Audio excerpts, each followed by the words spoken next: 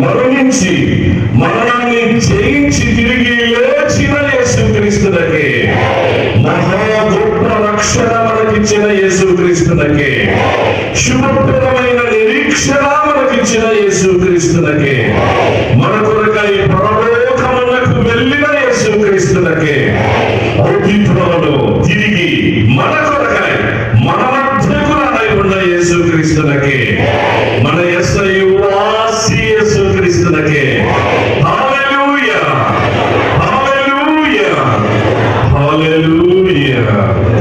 దయచేసి కూర్చోండి పిల్లరా. మనం ప్రాముఖ్యమైన ఘట్టంలో ప్రవేశిస్తున్నాం. దేవుని వాక్యాన్ని మనమందరం ఆలకించే సమయం. దయచేసి ప్రార్థన చేసుకుని వాక్యంలో ముందుకు సాగిపోదాం. వాక్య పరిచర్య కొరకు ప్రార్థన మన మధ్యలో సహోదరులు పెద్దలు సాల్మన్ రాజ్ గారు, డీకన్ గారు ప్రార్థన చేస్తారు. వాక్య పరిచర్య కొరకు ప్రార్థన డి సాల్మన్ రాజ్ గారు. ప్రార్థన చేసుకుందామండి. మహాపరిశుద్ధుడు, ప్రేమగల తండ్రి, జీవంలో ఆయన ఈ బంగారు పాదాలకు వేలాది వేల స్తుతుల స్తోత్రం చెల్లించుకుంటాం.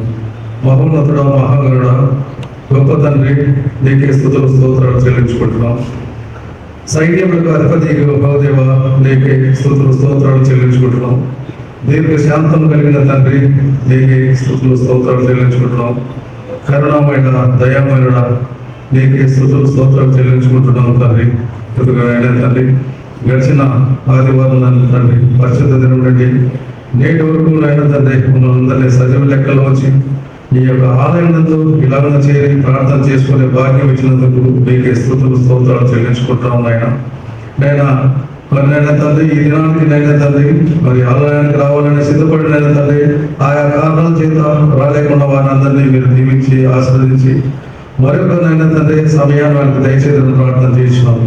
దేవానికి స్తుతులు స్తోత్రాలు చెల్లించుకుంటున్నాం ఆయన. మరి నైనా తండ్రి, సంఘంలో ప్రతి ఒక్కరిని నైనా తండ్రి పేరు పేరున దీవించి ఆశీర్వదించండి. కుటుంబాలన్నింటినీ నైనా తండ్రి మీరే దీవించి ఆశీర్వదించండి. ఆ యొక్క కుటుంబంలో ఏ సమస్యలు ఉన్నాయో నైనా తండ్రి ఎరిగిన దేవుడు మీరే నైనా తండ్రి సమస్యలన్నీ నేను తీర్చి నైనా తండ్రి ప్రతి ఒక్కరు అలా సుఖ సంతోషంతో ఉండాలన్నా మీరే సహాయం చేసి ప్రార్థన చేసుకుని దేవాలైనా తండ్రి, ఈ సందర్భంగా నైనా తండ్రి మరి సంఘ కాపరి గారు నైనా తండ్రి వాక్యం వివరించుండగా నైనా తండ్రి ఆయన మరుగుపరిచి మీరే మాతో మాట్లాడాలని ప్రార్థన చేయించున్నాం తండ్రి. ఆ యొక్క వాక్యాన్ని అయినా తండ్రి మేమందరూ అయినా తండ్రి మరి ఎల్లప్పుడూ వాటిని మేము జ్ఞాపకం ఉంచుకొని వాటిని అయినా తండ్రి అనుసరించి అలాగా జీవించడానికి సహాయం చేయమని ప్రార్థన చేస్తాం. మరి నైనా తండ్రి వృద్ధులను మరి మీరు కాపాడండి, మంచి ఆరోగ్యం దయచేయండి. మరి నైనా తండ్రి యవనస్తులందరినీ నైనా తండ్రి మరి అదే నైనా తండ్రి మరి ఆదివారం నైనా తండ్రి యవన కూటమి జరుగుతుండగా ప్రతి యవనస్తులైన తండ్రి మందిరానికి కనిపించుకొని ప్రార్థన చేయించున్నాం. చిన్న బిడ్డలందరూ సండే స్కూల్ తండ్రి మీ మాటల చేత, మీ పాటల చేత, మీ వాక్యాల చేత వారిని నైనా తండ్రి ఇప్పటి నుండి నైనా తండ్రి దేవుడి సేవలో ఉండగా మీరే సహాయం చేసి మరి నైనా సండే స్కూల్ టీచర్లకు నైనా తండ్రి మీరు మంచి జ్ఞానం దయచేసి పిల్లలకు నైనా తండ్రి మంచి వాక్యాన్ని, మంచి పాటల్ని అందించే విధంగా వారిని మీరే మరి యావత్పరచమని ప్రార్థన చేయించున్నాం. దేవా సహాయం చేయండి, కృప చూపండి ఆయన తండ్రి. మరొకసారి సంఘాన్ని అంతటిని మీ చేతులకు అప్పగించుకుంటూ ఈ కొద్ది ప్రార్థన మా ప్రభువుకు యేసుక్రీస్తు పుణ్యం బట్టి అడిగి ప్రార్థన చేయించున్నాం తండ్రి.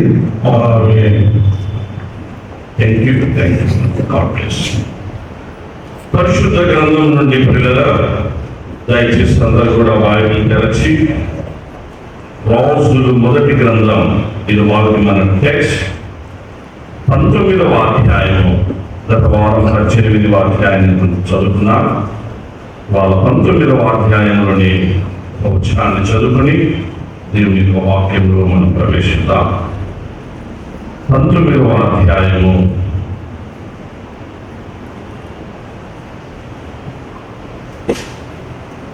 3వ వచనం నుండి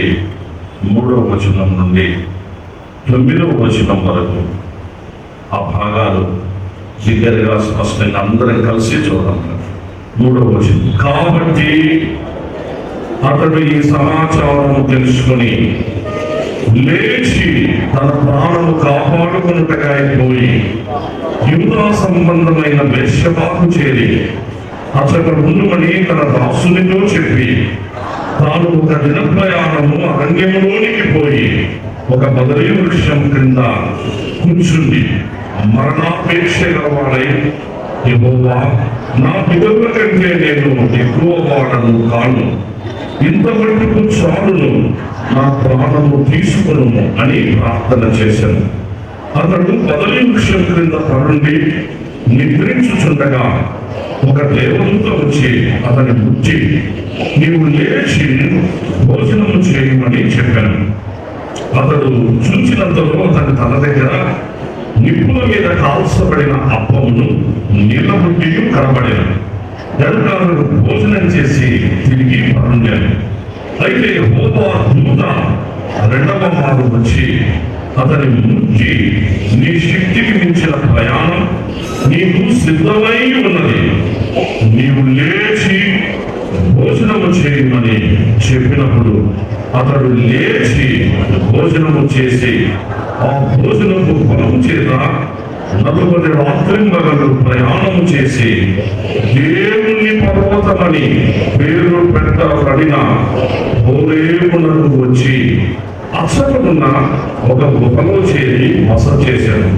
యెహోవా వాక్కు అతడికి ప్రత్యక్షమై, ఏలియా, ఇచ్చట నీవేమి చేయుచున్నావని అతని అడుగగా, హోరేబు పర్వత సిద్ధమై ఉన్నది, లేచి ప్రయాణం చేయి, భోజనం చేయి, ప్రయాణం చేయి. హోరేబు, దయచేసి మాటలు అండర్లైన్ చేసుకుంటున్నారా? అలాగే పూర్వం మనం గత వారం చదువుకున్న 18వ అధ్యాయంలోని 2 వచనాలు చదువుకుందాం. 18వ అధ్యాయము రాజుల మొదటి గ్రంథం, అందులో 16వ వచనం పిల్లల, అంతటా ఓబద్యా ఆహాబును ఎదుర్కొనపోయి ఆ వర్తమానము తెలియచేయగా ఏలియాను కలుసుకున్నటకాయ ఆహాబు బయలుదేరను. ఆహాబు ఏలియాను చూచి, ఇశ్రాయేలు వారిని శ్రమ పెట్టువాడు నీవే కావాలి అతనితో అనగా, అతడు నేను కాను, యెహోవా ఆజ్ఞను గైకొనక బయలుదేవతను అనుసరించు నీవును నీ తండ్రి ఇంటి వారును ఇశ్రాయేలు వారిని శ్రమ పెట్టువారై ఉన్నారు. అయితే ఇప్పుడు నీవు ఇశ్రాయేలు వారినందరినీ నిజంగా పోషించుచున్న బయలుదేవత ప్రవక్తలు 407 మందిని, ఆషారాదేవి ప్రవక్తలైన 400 మందిని నా యుద్ధకు కర్మేలు పర్వతమునకు పిలువ నంపుమని చెప్పాను. కర్మేలు పర్వతము, దయచేసి అండర్లైన్ చేసుకోండి పిల్లల. కర్మేలు పర్వతము. నూతన నిబంధన ఉన్నది మధ్యలో ప్రభాత్మ బలపరిచినప్పుడు ఆ యొక్క భాగంలోనికి మనము ప్రవేశిద్దాం. ప్రభు నామమునకు మహిమ కలుగును కాక. ప్రభునందు ప్రియసంగమా, నవంబర్ మాసంలో అలా మనం చూస్తూ ఉండగానే 3వ పరిశుద్ధ ఆదివారం ఆరాధన వచ్చేసింది. 3 వారాలు అయిపోయాయి. ఇంకొక వారం మన మధ్యలో ఉంటున్నది. లాస్ట్ బట్ వన్, ఈ 12 మాసాల్లో 12వ మాసానికి ముందు 11 దగ్గరికి వచ్చేసినాం. ఇంకా రేపు 25 తర్వాత నుంచి ఇంకా మనం క్రిస్మస్ వైపు వచ్చినట్టుగానే మనం భావిస్తాం. క్రైస్తవ లోకం, క్రైస్తవ ప్రపంచం అన్ని దేశాల్లో దాదాపుగా నవంబర్ 25 నుంచి తొలి క్రిస్మస్ వేడుకలతో నెక్స్ట్ క్రిస్మస్. ఆ వేరే దేశాల్లో అయితే హాలిడేస్ కూడా ఇస్తారు. దాదాపుగా జనవరి 5వ తారీఖు వరకు హాలిడేస్ ఉంటాయి. డిసెంబర్ అంతా హాలిడేస్ ఉండి జనవరి 5 వరకు హాలిడేస్ ఇస్తారు. అలా అనేక దేశాల్లో ఉంటాయి. సరే, ఏది ఏమైనా అలాంటి దినాల్లోనికి ప్రభు నిన్ను నన్ను మన కుటుంబాలను, మన ఎస్ఐ ఫ్యామిలీని, మన సంఘాన్ని నడిపిస్తూ వస్తున్నారు. అందును బట్టి ఘనత, మహిమ, స్తుతి ప్రభు నామమునకు కలుగును గాక. ఈ ప్రత్యేక ఆరాధనకు ఇచ్చేసిన క్రీస్తునందు ప్రియ సంఘమంతటికి, సహోదర సహోదరులందరికీ కూడా పొరుగుదారులు యేసుక్రీస్తు పరిశుద్ధ నామములో మీ అందరికీ శుభములను, వందనములను తెలియపరుస్తూ గొప్ప దేవుని గొప్ప వాక్యంలోనికి ప్రేమతో అందరినీ ఆహ్వానిస్తుంటున్నా. పిల్లరా దయచేసి మీకు ఇక్కడ కొంచెం ఖాళీ ఉండాలి. ఈ ఖాళీ స్థలంలోకి ఇంకా మధ్యలో రానిలేదు. ఎందుకంటే బాగా లేటుగా వస్తాం. లేటుగా వచ్చి ఆ మధ్యలోనే అప్పుడప్పుడు అక్కడ కూర్చుండడానికి ప్రయత్నాలు చేస్తుంటాం. అది కరెక్ట్ కాదు. అందుకే ఒకవేళ అంటే నేను చెప్పడం మర్చిపోయినాను, పాట పాడేటప్పుడే ముందుకు వచ్చేసింటే బాగుండేది. సరే, ఏదేమైనా ఒకవేళ ఆలస్యంగా వస్తే వెనక కూర్చొని నెమ్మదిగా ఆరాధనకి ఇబ్బంది లేకుండా మధ్యలో వచ్చేసేసి ఇతరులకు ఆటంకంగా ఉన్నారని మనవి చేస్తా ఉంటున్నా. ఓకే, దేవుని కార్యాలు పిల్లరా ప్రతి మనిషి జీవితంలో, అలాగే ప్రతి కుటుంబం కలిగి ఉన్నటువంటి జీవితాల్లో, విశేషముగా సంఘ పరిచర్యలు కలిగి ఉన్నటువంటి వారి జీవితాల్లో దేవుని కార్యాలు ఆశ్చర్యకరంగా ఉంటాయి. ఎందుకనగా దేవుని గురించిన స్పృహ, దేవుని గురించిన ఆలోచన, దేవుని గురించినటువంటి ఆసక్తి, దేవుడు నా జీవితంలో ఆయన ఏమై ఉన్నాడు, ఆయన నన్ను ఎలా కలగ చేశాడు, నేను ఎలా జీవిస్తున్నా, ఈరోజు నేను కలిగి ఉన్న అన్ని సమస్తం వీటన్నిటిలో నా దేవుని చిత్తం ఏమై ఉన్నది, భవిష్యత్తు ఏమై ఉన్నది అనేటువంటిది అందరము ఆలోచించుకోవాల్సినటువంటి ఆవశ్యకత పిల్లరా. ఎందుకనగా దేవుడు మనకిచ్చిన ఈ విలువైన జీవిత కాలం అనేక ప్రయాణాలతో, అలాగే అనేక అనుభవాలతో కూడి ఉండాలి. అనేక అనుభవాలు, అనేక ప్రయాణాలు. ఒక్కొక్కసారి దేవుడు ఒక్కొక్క పరిస్థితుల్లో మనలను ఒక్కొక్క ప్రదేశం నుంచి, మరికొన్నిసార్లు ఒక దేశం నుంచి మరో దేశానికి, ఒక ప్రదేశం నుంచి మరో ప్రదేశానికి దేవుడు నడిపిస్తా వస్తాడు. ఆ నడిపించినప్పుడు ముందు మనకు అర్థం కాదు ఏంటి ఎందుకు అని. కానీ దేవుడు ఆయన తన పిల్లలమైన మన పక్షంగా, మనం ఆయన కుమార్తెల కనుక ఎక్కడ ఉండుట క్షేమం, ఎక్కడ మనకు ఆరోగ్యం, ఎక్కడ మనం ఆయన కొరకు సాక్షులుగా జీవించాలి, ఎక్కడ ఎవరైతే సరిపోతాం, ఏ పరిస్థితుల్లో ఎవరు ఎక్కడ సరిపోతారు అనేది ప్రభువుకు తెలుసు. కాబట్టి ప్రభు మన జీవితాల్లో అలా నడిపిస్తా వస్తాడు పిల్లల. కాబట్టి మన దైనందిన జీవితంలో ఇప్పుడు అనంతపురంలో ఉన్నాం. మనం అనంతపురంలో ఉద్యోగరీత్యా వచ్చినటువంటి వాళ్ళు కొంతమంది మనలో ఉంటారు. స్థానికంగా ఇక్కడే స్థిరపడి అలాగ పర్మనెంట్ గా శాశ్వతమైనటువంటి నివాస స్థలం కలిగి ఉండేటువంటి కుటుంబాలు మనం చాలా మందిగా ఉంటున్నాం. ఆయా పరిస్థితులను బట్టి ట్రాన్స్ఫర్ వచ్చిన వాళ్ళు ఇక్కడ ఉంటున్నాం. కొన్నిసార్లు దేవుడు మనలను ఆయా పరిస్థితులను నడిపిస్తూ ఇంకొక చోటికి తీసుకెళ్తాడు. తీసుకెళ్లేటప్పుడు మనమైతే కొంత అదైతే బాగుండేది, ఇట్లయితే బాగుండేది, ఇంకొకటైతే బాగుండేది, ఇంకొక రకంగా ఇక్కడ ఉంటే మంచిది అనేటువంటి ఆలోచనలోకి వస్తాం. కానీ దేవుడు మన జీవితంలో ఆయనకు సంపూర్ణంగా మనము లోబడినప్పుడు, ప్రభువా లెట్ యువర్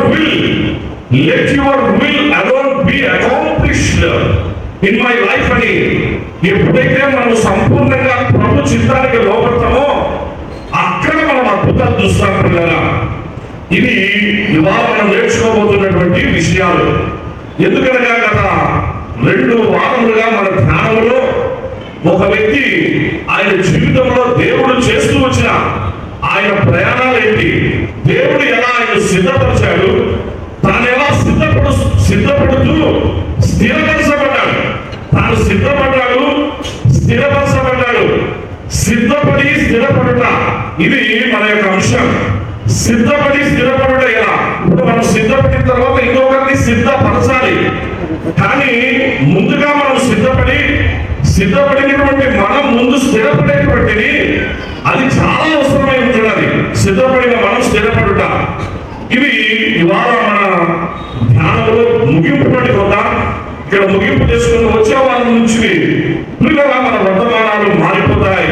ఎందుకనగా క్రిస్మస్ లో మనం ప్రవేశించబోతున్నాం కాబట్టి క్రిస్మస్ వర్తమానాలు మనం తెలుసుకోబోతున్నాం. నాకు ఇప్పుడు ధ్యానం చేసినప్పుడు ఒక గొప్ప దైవజనుడు ఆయన రాసినటువంటి ఆ పుస్తకంలో ఆ విషయాలు గుర్తొస్తూ ఉంటున్నాయి. ఆయన మనకు ప్రపంచంలో పెద్దదైనటువంటి ఒక ఓడ ఉండేది. ఆ ఓడ పేరు ఏం పేరు? మునిగిపోయిన ఓడ. చాలా మందికి తెలుసు. ఏదైనా టైటానిక్ అంటారు. టైటానిక్ షిప్ అనేది ఎంత పెద్దదంటే ఎవరు అంతకుముందు అంత పెద్ద షిప్ కానీ, సరే పెద్ద షిప్ అనేది ఒకటే కాదు, అంత టెక్నాలజీతో ఎక్కడ కూడా ఏమీ కాకుండా చాలా భద్రపరచబడి అన్ని ఫెసిలిటీస్ కలిగిన చాలా మంచి షిప్ అది ప్రపంచ ప్రఖ్యాతి చెందినటువంటి షిప్ టైటానిక్ పిల్లల. అందులో మొట్టమొదటిసారి ఆ టైటానిక్ షిప్ అది ఏర్పాటు చేయబడి ప్రయాణం చేస్తున్నప్పుడు దాంట్లో ప్రయాణం చేయడమే ఒక గొప్ప ఆధిక్యతగా భావించారు. ఆ షిప్ లో ప్రయాణం చేయడం ఎందుకనగా అంత ఫెసిలిటీస్ ఉన్నా, అంత లగ్జరియస్ గా, అలాగే అంత టెక్నాలజీతో ఇంకా ఎక్కడ ఏ ఇబ్బంది లేకుండా మంచిగా అలా తయారు చేయబడినటువంటి ఆ ఓడ టైటానిక్ ఓడ పిల్లల. ఇప్పుడు ఆ టైటానిక్ షిప్ లో ఒక డేవిడ్ స్మిత్ గారని, డేవిడ్ స్మిత్ ఆయన పేరు, మంచి ఎవాంజలిస్ట్, చక్కగా దేవుని వాక్యాన్ని అందిస్తారు. ఆయన మంచిగా పరిచయం చేసేటువంటి దైవజనుడు పిల్లల. ఆయనకు ఆశ ఉండింది ఏంటంటే, దేవుడు నన్ను ఈ షిప్ లో ఒకసారి ప్రయాణం చేయాలి, ఇక్కడ నుంచి నేను ప్రయాణం చేసి ఈ షిప్ నెక్స్ట్ ఇంకొక దేశానికి వెళ్తుంది కదా సముద్రం మార్గాన, అక్కడికి వెళ్ళి అక్కడ ఒక 3 నెలల కాలం అక్కడ నేను గడిపి మళ్ళీ షిప్ లో రిటర్న్ అయ్యి అలా వస్తాను, కాబట్టి ఈ షిప్ లో ప్రయాణం చేయాలని చాలా ఆశపడ్డాడు. ఆశపడి తానేం చేసినాడంటే ప్రయాణం కొరకు ప్రయత్నం చేసినాడు. బాగా ముందుగానే టికెట్లు ఉన్నాయి కదా, దానికి డిమాండ్ ఎక్కువ. మనమే చూస్తూ ఉంటాం, ట్రైన్లో ప్రయాణం చేసినప్పుడు పోతానే ఏదైనా వేస్తే ట్రైన్లో ప్రయాణం చేసిన పోతానే మనకు వెంటనే రిజర్వేషన్ దొరుకుతుందా? దొరకదు. ఓ 4 రోజుల ముందో 2 వారాల ముందో చేసుకుంటేనే కానీ రిజర్వేషన్ దొరకని పరిస్థితులు, వెయిటింగ్ లిస్ట్ పెడతారు. అలాంటి పరిస్థితి అన్నమాట, మనందరికీ తెలుసు. ఇంకా అలాంటిది ఒక ప్రత్యేకమైనటువంటి షిప్ ఇది టైటానిక్. దీంట్లో ఆయనకు సీటు బర్త్ దొరకలేదు కూడా. అప్పుడు ఆయన తన భార్య ఇద్దరు వెళ్ళాలనుకున్నారు. ఎంతో ప్రయత్నం చేసినాడు. చివరికి వచ్చేసి బాగా ప్రార్థన చేసి రికమెండేషన్ కూడా కట్టించుకోవాలని ఆ షిప్ తగినటువంటి వాళ్ళతో, ఈయన దైవజనుడు పాస్టర్ గారు ఆ దేశానికి రావాలి ప్రయాణం అని చెప్పేసారైనా. ఎందుకో ఇంకా అంత ప్రయత్నం చేసినా కూడా వీలు కాక షిప్ బయలుదేరే రోజు వచ్చింది. దైవజనుడు చాలా బాధపడతా ఉన్నాడు. ఆ రోజు పొద్దున లేచినాడు. అంతకు ముందైతే రోజు బాగా ప్రార్థన చేసుకుంటా అన్నాడు. ప్రార్థన చేసుకుని, ప్రభా నాకు నేను షిప్ లో టైటానిక్ షిప్ లో ప్రయాణం, నేను నా వైఫ్ ఇద్దరం ప్రయాణం చేస్తాం, ఆ దేశానికి వెళ్తాం, అక్కడ కూడా 3 నెలల నుండి వస్తాం, మళ్ళా రిటర్న్ జర్నీ కూడా వస్తాం అని ఎంతో ఆశ పెట్టుకొని వస్తుంది, టికెట్ రిజర్వ్ అవుతుంది, బర్త్ కన్ఫర్మ్ అవుతుందని చూస్తా అన్నాడు. కన్ఫర్మ్ కాదు కదా, రావాల్సిన రోజు వచ్చేసింది. ఇంకా ప్రయాణానికి టైం కూడా దగ్గరికి వచ్చింది. అక్కడికి పోయినాడు. పోయేసి ఏమైనా చివరి అవకాశం ఉంటుందేమో, దేవుడు ఏమైనా తనకు ఆ విషయంలో కృప చూపిస్తారేమో అని వెళ్ళి ఆ చివరి ప్రయత్నం వరకు చేసినాడు. వీలు కాలే. షిప్ అయితే బయలుదేరి వెళ్ళిపోయింది. షిప్ వెళ్ళిపోతానే ఇంకా ఈయన ముందుగానే బాగా ఎంత డిసప్పాయింట్ అయిపోయినారంటే బాగా డిసప్పాయింట్ అయిపోయి, ఏం ప్రభా ఎవరికో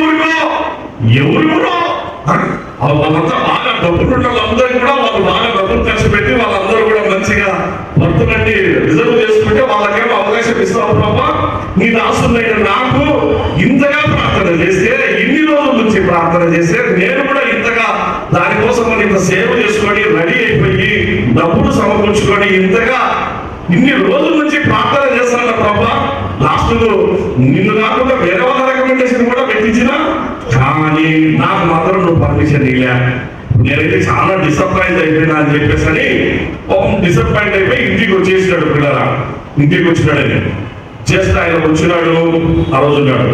ఓ మరుసటి రోజు కనుక మరుసటి రోజుకే ప్రపంచం నిద్రపోయేటువంటి, అలా ప్రపంచమంతా కలవరపడేటువంటి మొత్తం ఒక పెద్ద న్యూస్ వచ్చింది. మనకు తెలుసు, మనందరికీ తెలుసు. ఆ టైటానిక్ షిప్ ఏమైపోయిందైనా ఎలా ఏమైపోయింది? మునిగిపోయింది. టైటానిక్ షిప్ మునిగిపోవడం అనేది మానవుడి యొక్క తన సైంటిఫిక్ నాలెడ్జ్ లో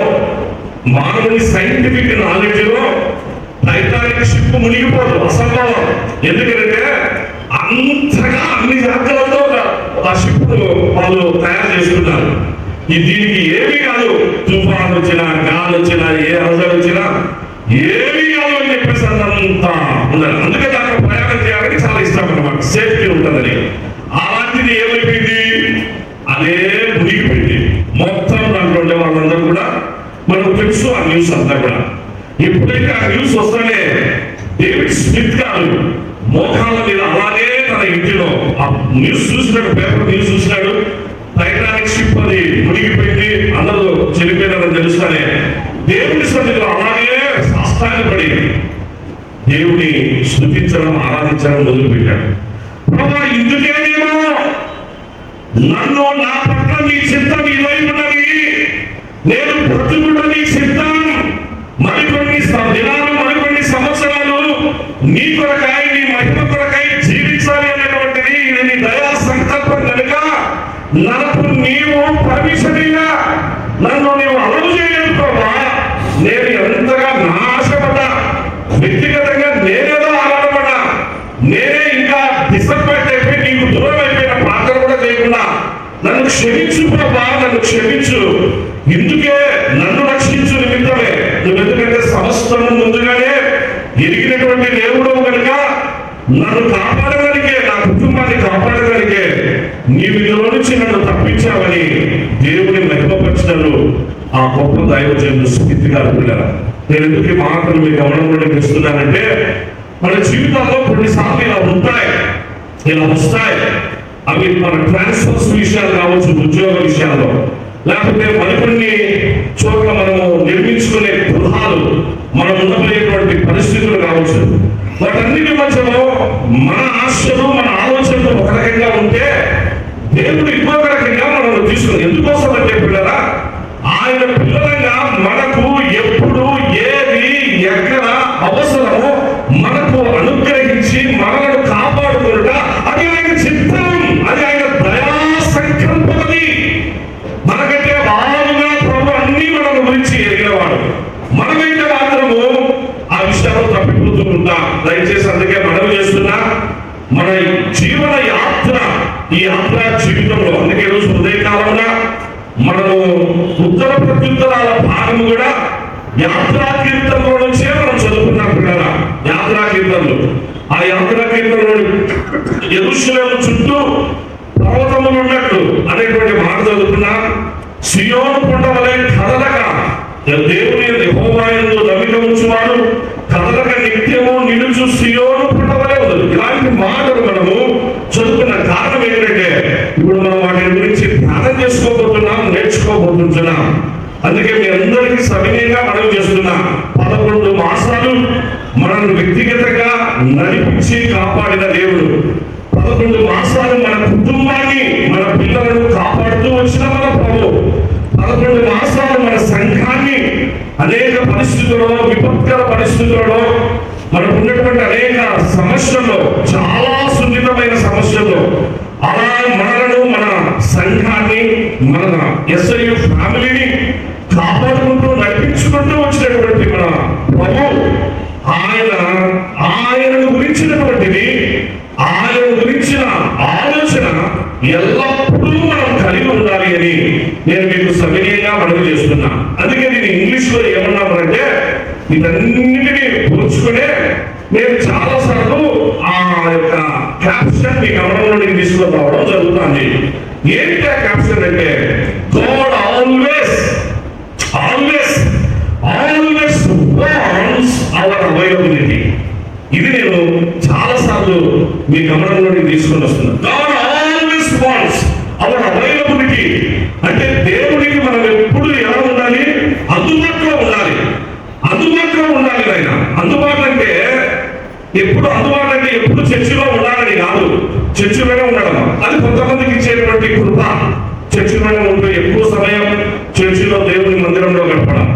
కానీ మన దైనందిన జీవితంలో మనకు అనేక ఉంటాయి, ఎన్నో బాధ్యతలు, ఎన్నో మనం చేయాల్సిన వాటన్నిటి మధ్యలో కూడా అది ఏంటంటే అవైలబుల్ గా ఉండడం అంటే అర్థం ఏంటంటే మనము ప్రభువుకు ఆయనకు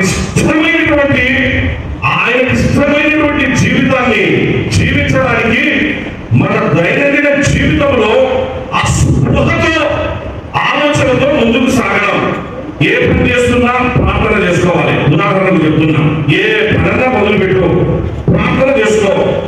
కుటుంబంగా పొద్దున్నే ప్రార్థన చేసుకో, సాయంకాలం కుటుంబంగా మళ్ళా ప్రార్థన చేసుకో. ఉదయకాలపు ప్రార్థన, సాయంకాలం కుటుంబ ప్రార్థన నీ కుటుంబాన్ని సేఫ్టీతో, సెక్యూరిటీతో ఉంచి నిన్ను నీ పిల్లలను కాపాడుతుంది. రెండవది, వ్యక్తిగత జీవితంలో ప్రార్థన చేసుకో. ప్రభు చేసిన మేలులను బట్టి ప్రభుకు థ్యాంక్స్ చెప్పు. అలాగే నేను ప్రభు పని ఎప్పుడు టైం దొరికితే అప్పుడు టైంలో ప్రభు పని చేస్తాను అని చెప్పేసి నాకు నిన్న కొంచెం సంతోషమైంది. నిన్న సాయంకాలం నేను జస్ట్ అట్లా బయటకు వెళ్ళినప్పుడు అక్కడ కొన్ని పేపర్లు ప్రింట్అవుట్ తీసుకుందామని చెప్పేసి అని రఘువీర హౌస్ దగ్గరికి వెళ్ళి రఘువీర హౌస్ దగ్గర నుంచి అట్లా వస్తా ఉన్నా.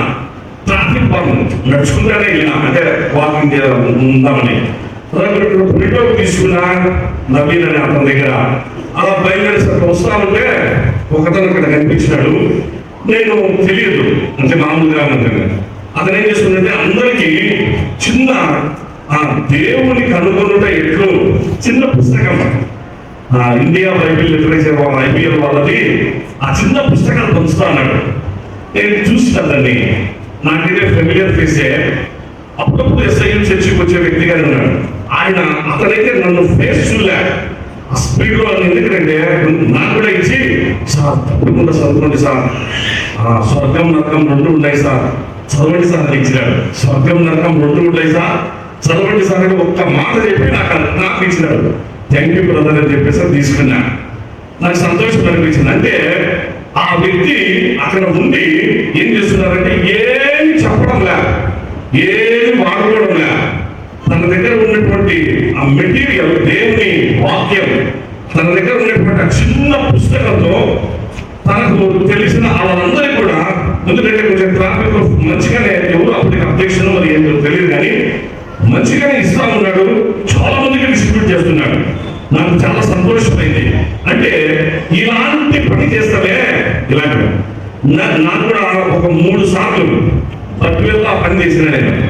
ఎందుకోసం అంటే నాకు ఒక వారం రోజులు టైం దొరికింది. ఆరోగ్యం బాగలేని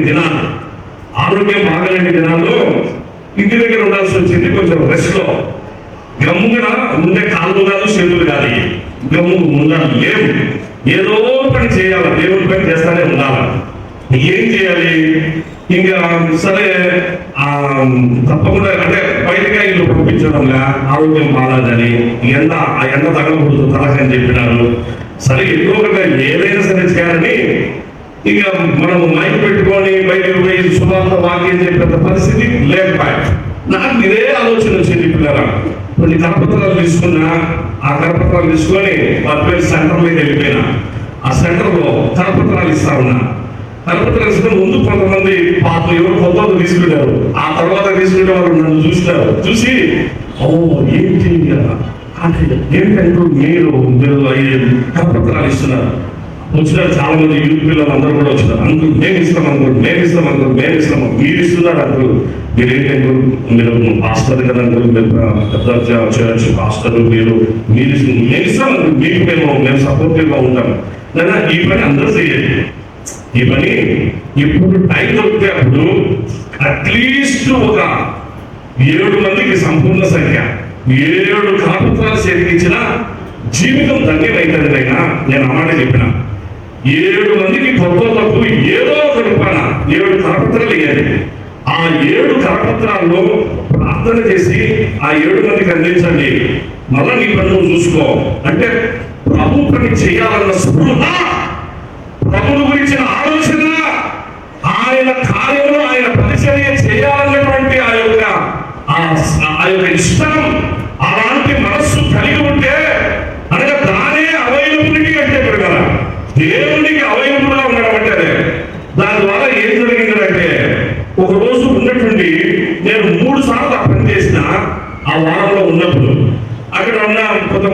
సంతోషంగా ఆశ్చర్యపోయినారు. ఏంటి గమ్ము ఉండకుండా మామూలుగా ఆయన చర్చిలో వాక్యం చెప్పేటువంటి దైవజనులు, కానీ దారిలో నిలబడి కరపత్రాలు ఇచ్చారంటే అని చెప్పేసి ఆశ్చర్యంగా వచ్చి చూసినారు.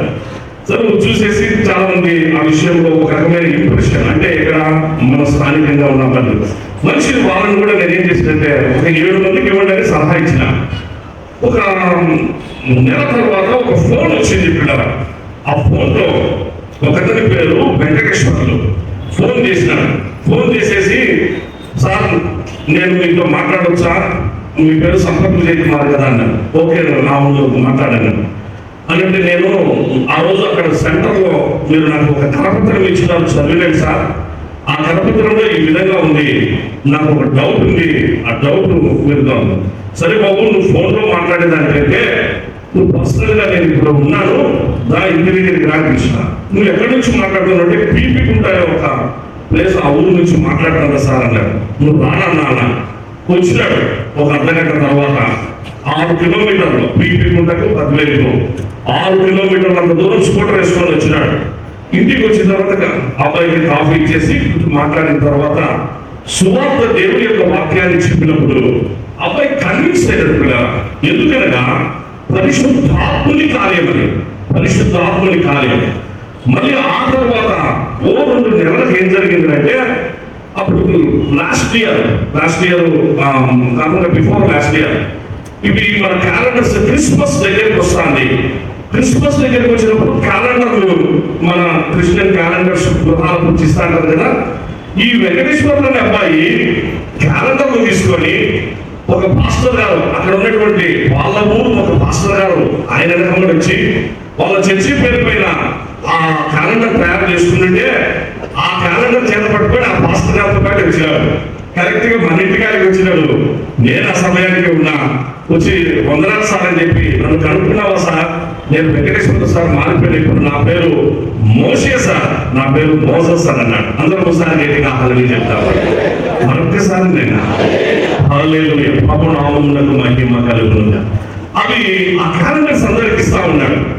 నాకు అనిపించింది, నీవు నీళ్ళ మీద ఏం చేయాలి, ఆహారం వేసేసి ఇంకా నువ్వు దాన్ని గురించి పడ్డావు. చాలా కాలం అయిన తర్వాత ఏం చూస్తాం, చాలా కాలం ఎక్కడుంటుంది ఈ మాట, ప్రసంగి గ్రంథంలో మనకు కనిపిస్తుంది కూడా. ఆహారం నీళ్ళ మీద వేస్తే మనకు ఉన్నట్టు చాలా కాలం దాని యొక్క ఏంటి అనేటువంటి దీని గురించి ఆత్మీయ సత్యాల తర్వాత తెలుసు. మనం ప్రభువు పని చేస్తే ఆ సమయానికి రిజల్ట్ రాకపోయినా ఎప్పటికైనా అది పరిశుద్ధాత్ముని కార్యం, ప్రభుకి ఇష్టమైన కార్యం కనుక ప్రభు తప్పకుండా పిల్లరా ఆయన గొప్ప కార్యాలు చేస్తారు. ప్రభుకు మనం అవైలబుల్ గా ఉండేది నేర్చుకోవాలి. నేను ఇదే మీకు సవినీయంగా మనవి చేస్తున్నా. అవైలబుల్ గా అంటే దానే సిద్ధపడతా అర్థం. ఇదిగో ప్రభు నీ పని చేయడానికి, ఇదిగో నువ్వు నాకు ఇచ్చిన ఈ బాధ్యత, నువ్వు నాకు ఇచ్చిన కృపతో కూడిన ఈ వరం, నీవు నాకు ఇచ్చినటువంటి ఇదిగో ఈ యొక్క ఆలోచన, నీవు నాకు ఇచ్చిన నీకు ఈ ఆధిక్యత, వీటిని నీ కొరకాయ నేను చేయడానికి ఇష్టపడు. ఇది అది చాలు, ఆ ఆలోచన చాలు, ఆ స్పృహ చాలు. ఆ స్పృహ ఆలోచన ఎవరిమైతే కలిగి ఉంటామో బాగా గుర్తుపెట్టుకోండి ప్రియసంగమా. అలాంటి దేవుడి పని, నా ప్రభు పని, నా తండ్రి పని చేయాలి అన్న స్పృహ కలిగిన ఆలోచన, నిజంగా అలాంటి మనస్సు కలిగినటువంటి వారిని ఎక్కడికి తీసుకెళ్లాలో, ఎక్కడ ఏ స్థాయిలో ఉంచాలో అది ప్రభువుకు తెలుసు. నిన్ను ఎక్కడికో తీసుకెళ్తాడు. ఎవర కుమారుడా, కుమార్తె, దయచేసి వాక్యం వింటున్నా ఎవరొస్తున్నా, నీ జీవితంలో ఒకవేళ నీ ఆలోచనలలో భాగంగా, నీ యొక్క ఎఫర్ట్స్ లో భాగంగా, నీ ట్రయల్స్ లో భాగంగా, అలాగే నీవు తీసుకుంటున్న అనేక అలాగే పెయిన్స్ లో భాగంగా నీవైతే డిప్రెషన్ లో ఉంటున్నావేమో, లేకపోతే వాటిని నేను సాధిస్తానో లేదో అన్నటువంటి ధైర్యంలో ఉంటున్నావేమో. కానీ ఒక్కటినైనా దేవుని వాక్యాన్ని బట్టి సంపూర్ణంగా విత్ గ్రేట్ కాన్ఫిడెన్స్ తో ఈ మాట మీద తెలియపరుస్తాను.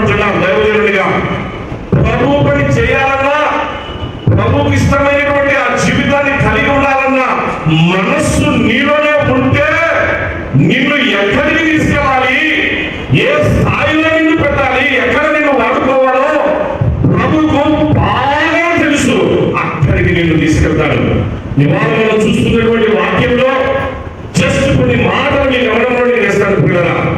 రాజుల మొదటి గ్రంథం 17వ అధ్యాయం వరకు 17 వరకు ఏలియా మనకు కనపడాడు. సుమా ఏలియా కనపడాడు. నా వైపు దయచేసి చూడండి. ఆ తర్వాత జస్ట్ ఈ మాటలు విన్న తర్వాత ఇప్పుడు నెక్స్ట్ వాక్యం మనం చదువుతాం. తర్వాత 17వ అధ్యాయం వరకు ఏలియా ఏంటి అనేది కనపడాలి. 17వ అధ్యాయం వచ్చే వరకు పరిస్థితులు ఎలా ఉన్నాయంటే మన భారతదేశంలో ఇవాళ ఎలాంటి పరిస్థితులు ఉన్నాయో ఇంకా ఇంతకంటే ఇంకా భయంకరమైన మన భారతదేశంలో పరిస్థితులు మనకు తెలుసు. ఓపెన్ గా మాట్లాడుకుంటున్నాం. ఇది మణిపూర్లో జరిగిన సంఘటనలు, తిరిగి ఆయా రాష్ట్రాల్లో ఇప్పటికీ కొన్ని రాష్ట్రాల్లో ఈవెన్ అక్కడ వెళ్ళి ధైర్యంగా ప్రార్థన చేయలేని పరిస్థితి, చర్చికి వెళ్ళలేని పరిస్థితి మన భారతదేశంలో ఉన్న పరిస్థితులు చెప్తున్నా. చర్చికి వెళ్ళలేని పరిస్థితి ఆ నార్త్ ఇండియా ఆ కొన్ని రాష్ట్రాల్లో ఉన్నటువంటి. అలాగే ఇప్పుడైతే సంతోషంగా బైబిల్ చేత పట్టుకొని మనం వస్తున్నాం ఆటోలలో, అలాగే మన వెహికల్స్ లో మనం వచ్చి హ్యాపీగా కూర్చొని వెళ్తున్నాం. ఇలాంటి పరిస్థితులు అక్కడ లేవు. ఎంత వాళ్ళైతే ఎంత ఆరాటపడుతుందో తెలుసా? ఎంత ఆరాటపడతారంటే టైం అంటే ఒకవేళ అక్కడ ఉన్నటువంటి వాళ్ళు ఒక టైం చెప్పుకొని ఒక ప్లేస్ చెప్పుకుంటే వాళ్ళ అగసాట్లు ఎన్ని అగసాట్లు ఎందుకోసం అంటే పంగెమ్మోయ్ అని చెప్పేసి ఒక పాస్టర్ ఉంటున్నాడు. నాతో పాటు బెంగళూరులో కలిసి మేము టీఆర్ఎస్ ఎంపీకి చేసినప్పుడు పంగెమ్మోయ్ అని చెప్పేసి అతను ఇప్పుడు అక్కడ మాస్టర్ గా ఉంటున్నాడు. అతను చెప్తున్నాడు పరిస్థితులు అన్నమాట.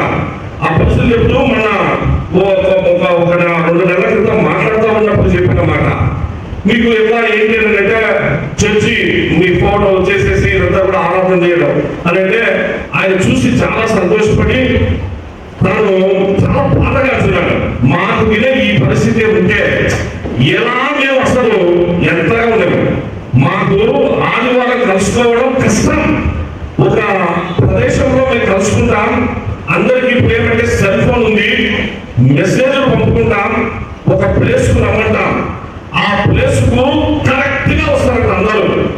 ఎక్కడ ఇప్పుడు మనలాగా 8:30 కంటే 9కి 9:30 10 కన్నా ఇంకా 10 దాటాలనే కూడా ఆరాముగా వచ్చి ఆ మధ్యలోనే వెళ్ళిపోయేటువంటి ఇలాంటి పరిస్థితి కాదు. అక్కడ వాళ్ళకు టైం చెప్తే దేవుని సన్నిధి కొరకు ఆరాధన, దేవుని సన్నిధి కొరకు ఆ సన్నిధి లేదు, వాళ్ళకు ఆ స్వేచ్ఛ లేదు, అలాంటి స్వాతంత్రం లేదు, అలాంటి పరిస్థితులు లేవు. ఆ గడిపే సమయం పాస్టర్ గారితో అక్కడ ఉన్నటువంటి దేవుని ప్రజలతో అది మాకు ఆశీర్వాదం. అదే ఒక మినీ హెవెన్ అని భావించి అక్కడ వాళ్ళు గడిపే 1-2 గంటల వాళ్ళు ఆ టయాన్ని అంతగా సద్వినియోగం చేసుకుంటారు. మనకైతే ఇక్కడ నో టైం మేనేజ్మెంట్. మన ఇష్టం, మన రాజా వస్తాం పోతాం, మళ్ళీ అది మన ఇష్టం. అది మన విచక్షణకే దేవుడు వదిలిపెట్టేసినాడు. టయానికి రావాలన్నా టయానికి అయిపోతానే దేవుడి యొక్క ఇంకా ఎంత సమయం దేవుడి సన్నిధిలో గడపాలి అనేటువంటి ఆరాటాలు అక్కడ ఉన్న పరిస్థితులు చెప్పినప్పుడు బాగాలేదు. సరే ఓకే, ఇవన్నీ ఎలా ఉన్నాయంటే మన దేశంలో జరుగుతున్న పరిస్థితులే కొత్త ఏం కాదు, అందరికీ అన్ని చోట్ల తెలుసు. ఈవెన్ మన ఆంధ్రప్రదేశ్ అనేది ఎత్తుకుందాం. ఆంధ్రప్రదేశ్ లో ఇప్పుడు మనం ఉన్నటువంటి పరిస్థితుల్లో ఇక్కడ ఉంది. మన టౌన్ ఉంది. ఇదే అనంతపురంలో కొన్ని ప్లేసులకి వెళ్ళేసేసి మనం శుభార్త అందించగలమా? అందిస్తామన్నా? అందించేటువంటి ఆ స్వేచ్ఛ ఆ పరిస్థితులు ఉన్నాయా? లేవు. కరపత్రాలు ధైర్యంగా ఇచ్చేటువంటి పరిస్థితులు ఉన్నాయా? దేవుని ప్రేమను తెలుస్తూ ప్రేమను మంచిగా పంచేటువంటి పరిస్థితులు ఉన్నాయా? లేవు. ఒక మన జిల్లా విషయం ఎట్లుండే, ఇంకా అలా కొన్ని జిల్లాలో కొన్ని రిమోట్ ప్లేస్లో అయితే చాలా గమ్యంగా పరిస్థితులు ఎక్కడో కాదు. మన ఆంధ్రప్రదేశ్ పరిస్థితులు కూడా అలాగే ఉంటున్నాయి. అంటే నేను ఎందుకు మాట్లాడుతున్నా అంటే ఇవన్నీ ఎన్ని ఉన్నా దేవుడు నిన్ను సిద్ధపరిచినాడు. ప్రియ సహోదరుడా, ప్రియ సహోదరి, నిన్ను సిద్ధపరిచినాడు. ఆ రోజు ఏలియాను దేవుడు సిద్ధపరిచాడు. ఇప్పుడు బాగా వాక్యం వినాలి. ఇంకా ప్రభు నీతో మాట్లాడుతున్నప్పుడు దయచేసి వాక్యం మంచిగా ఆలోచించాలని. మనం దేవుడు నిన్ను సిద్ధపరిచాడు. ఎందుకోసం అంటే ఒక ప్రత్యేకమైన ఉద్దేశంతో. నువ్వెందుకు రుద్రం పెట్ట ఉన్నావు?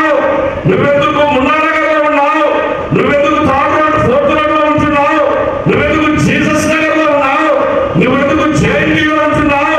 నువ్వెందుకు దేవుడు నిన్ను ఎందుకు ఆయా ప్రదేశాల్లో అక్కడ దేవుడు నిన్ను ఎందుకు పెట్టాడు?